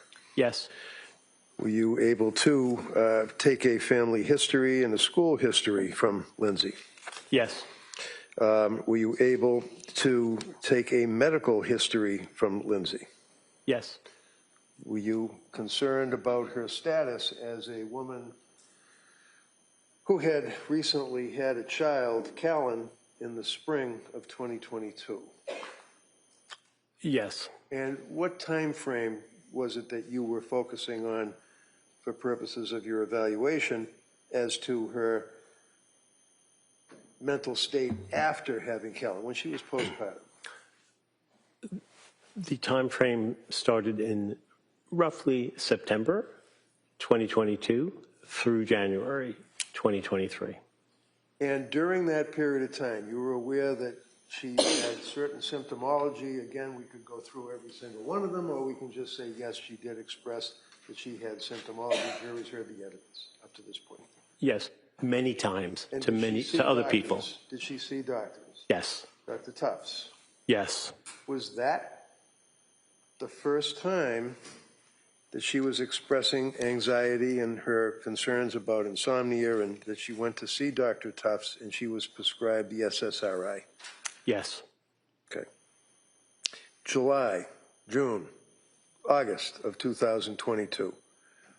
What was her mood at that point?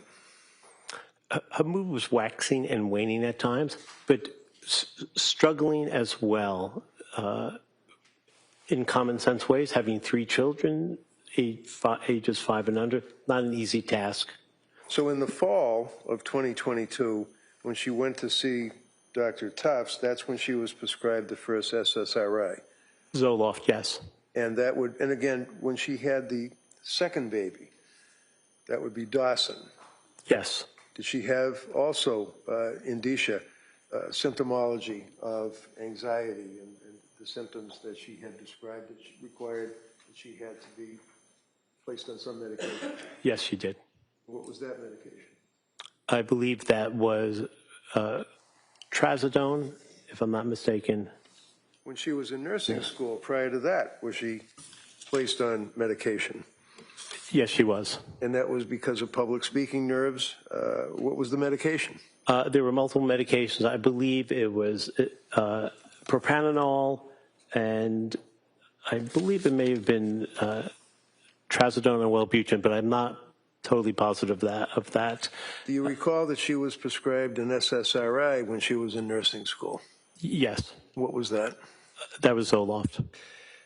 When she saw Dr. Tufts and she took the Zoloft, it was 25 milligrams initially, is that correct? Yes. Was it increased? It was increased to 50 milligrams sometime later. And Yes. how did she react to that? She didn't take the medication initially. She waited a few weeks until she started on the lower dose. So my question was, how did she react to the increase in the Zoloft? Poorly. What does that mean? It was not a therapeutic uplift for her. She didn't do well. She didn't feel better. By all reports from Ms. Clancy, she did not get better. How about sleeping? Did she have any complaints about sleeping? Yes. What was that? Her insomnia got worse with the passage of time. As September turned into October, it turns into November, around the time of Thanksgiving. Had she continued to seek help from medical health care providers? Yes. The answer is yes. Yes. Who did she seek to get help from?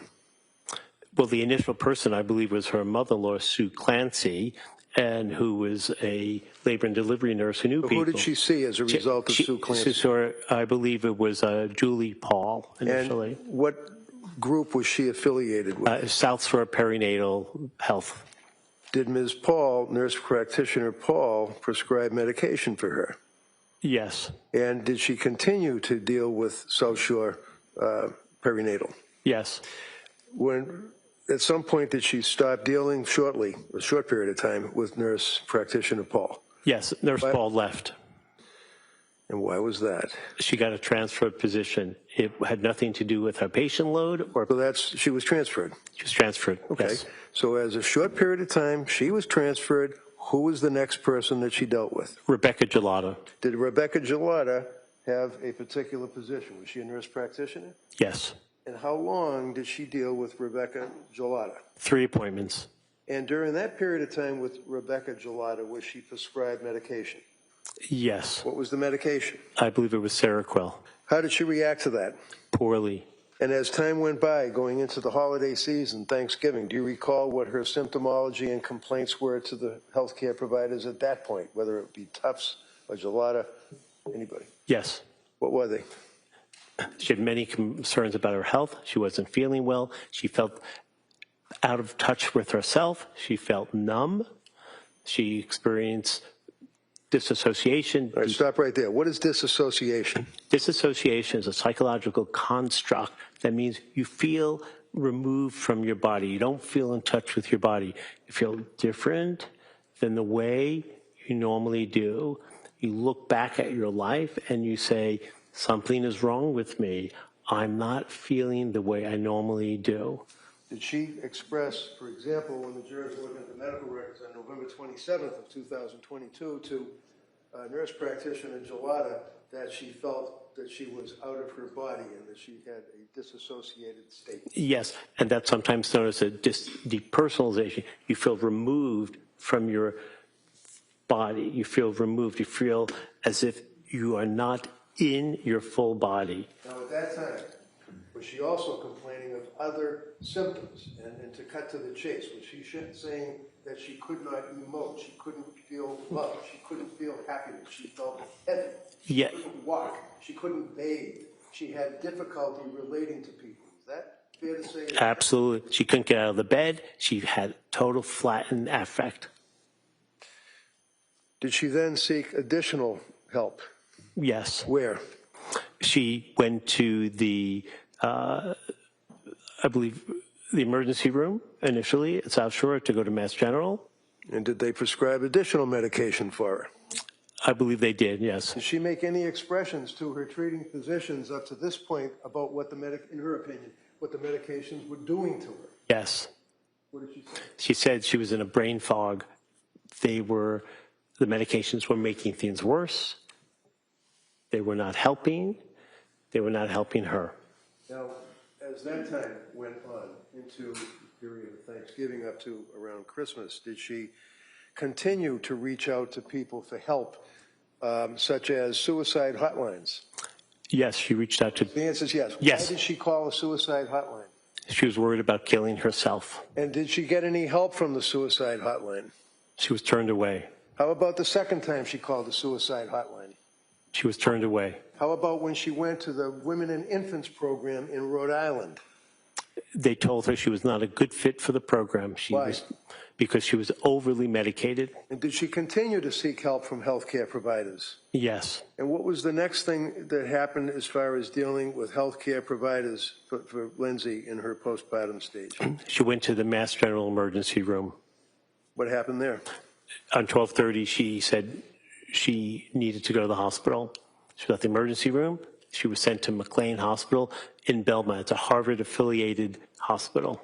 Now that McLean Hospital, when you say was sent to, fair to say that even though they had to transport her, it was a voluntary commitment? Yes. And what was her state of mind that caused her to have a voluntary commitment to the locked wards of McLean Hospital? She was worried about killing herself, and she uttered concerns about killing her children. How about, did she relate any intrusive thoughts and dark thoughts, things of that nature during this period of time, October, November, December? Yes. Tell me about that. She said she had, quote, horrible thoughts, unquote. She felt that people could actually hear her thoughts. The thoughts were so loud that strangers could hear them. Did she express at that point, for example, that she was concerned about school teachers with the little Sprouts school with the kids, that they could read her thoughts and that she would lose custody? Yes, it's called ideas of reference. You believe other people can hear what you're thinking, and that can have a very negative interpretation for the person believing that, feeling that, and thinking that the outcome is going to be a negative one, that their children may be relieved from their care. Now, as it relates to the concept of a psychosis, can you tell me in 25 words or less what a psychosis is? A psychosis is what's considered a major mental health disorder. It's when people have disorganized thinking, and the symptoms most typically are hallucinations. There are different types of hallucinations. 80% of people with psychoses hear voices. There are different types of voices that one can hear. Benign, get a glass of water. Benevolent, you're a good person, keep it up.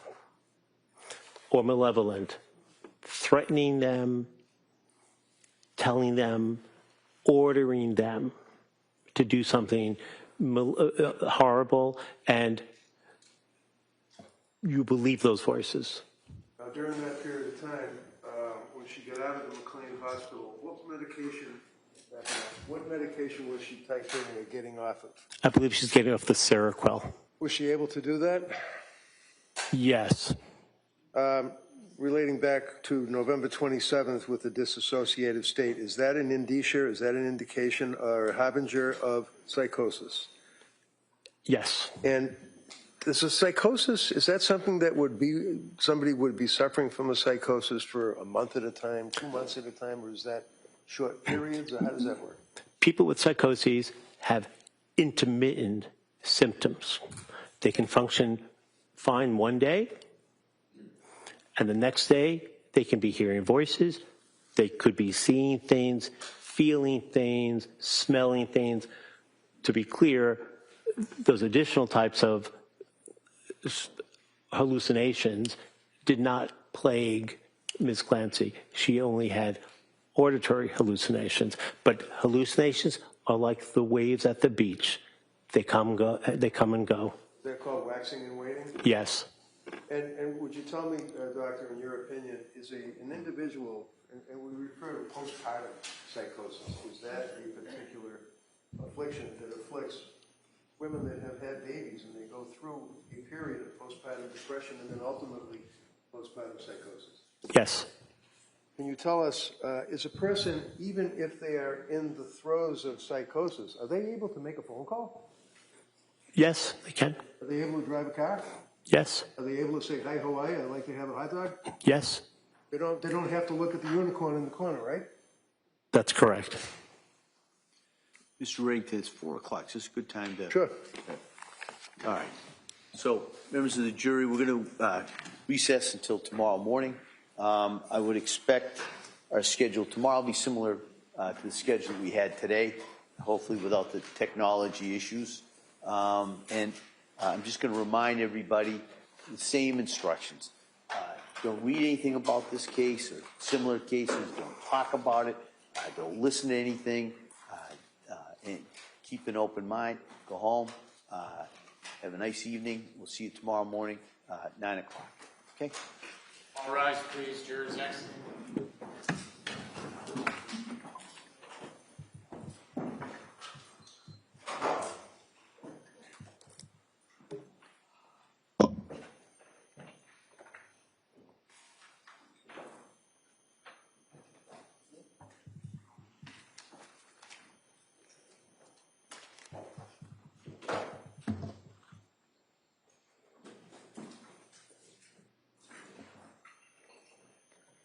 All right, doctor, if you want, you may step down. Thank you. All right. I hesitate to ask. Can you approach? All right.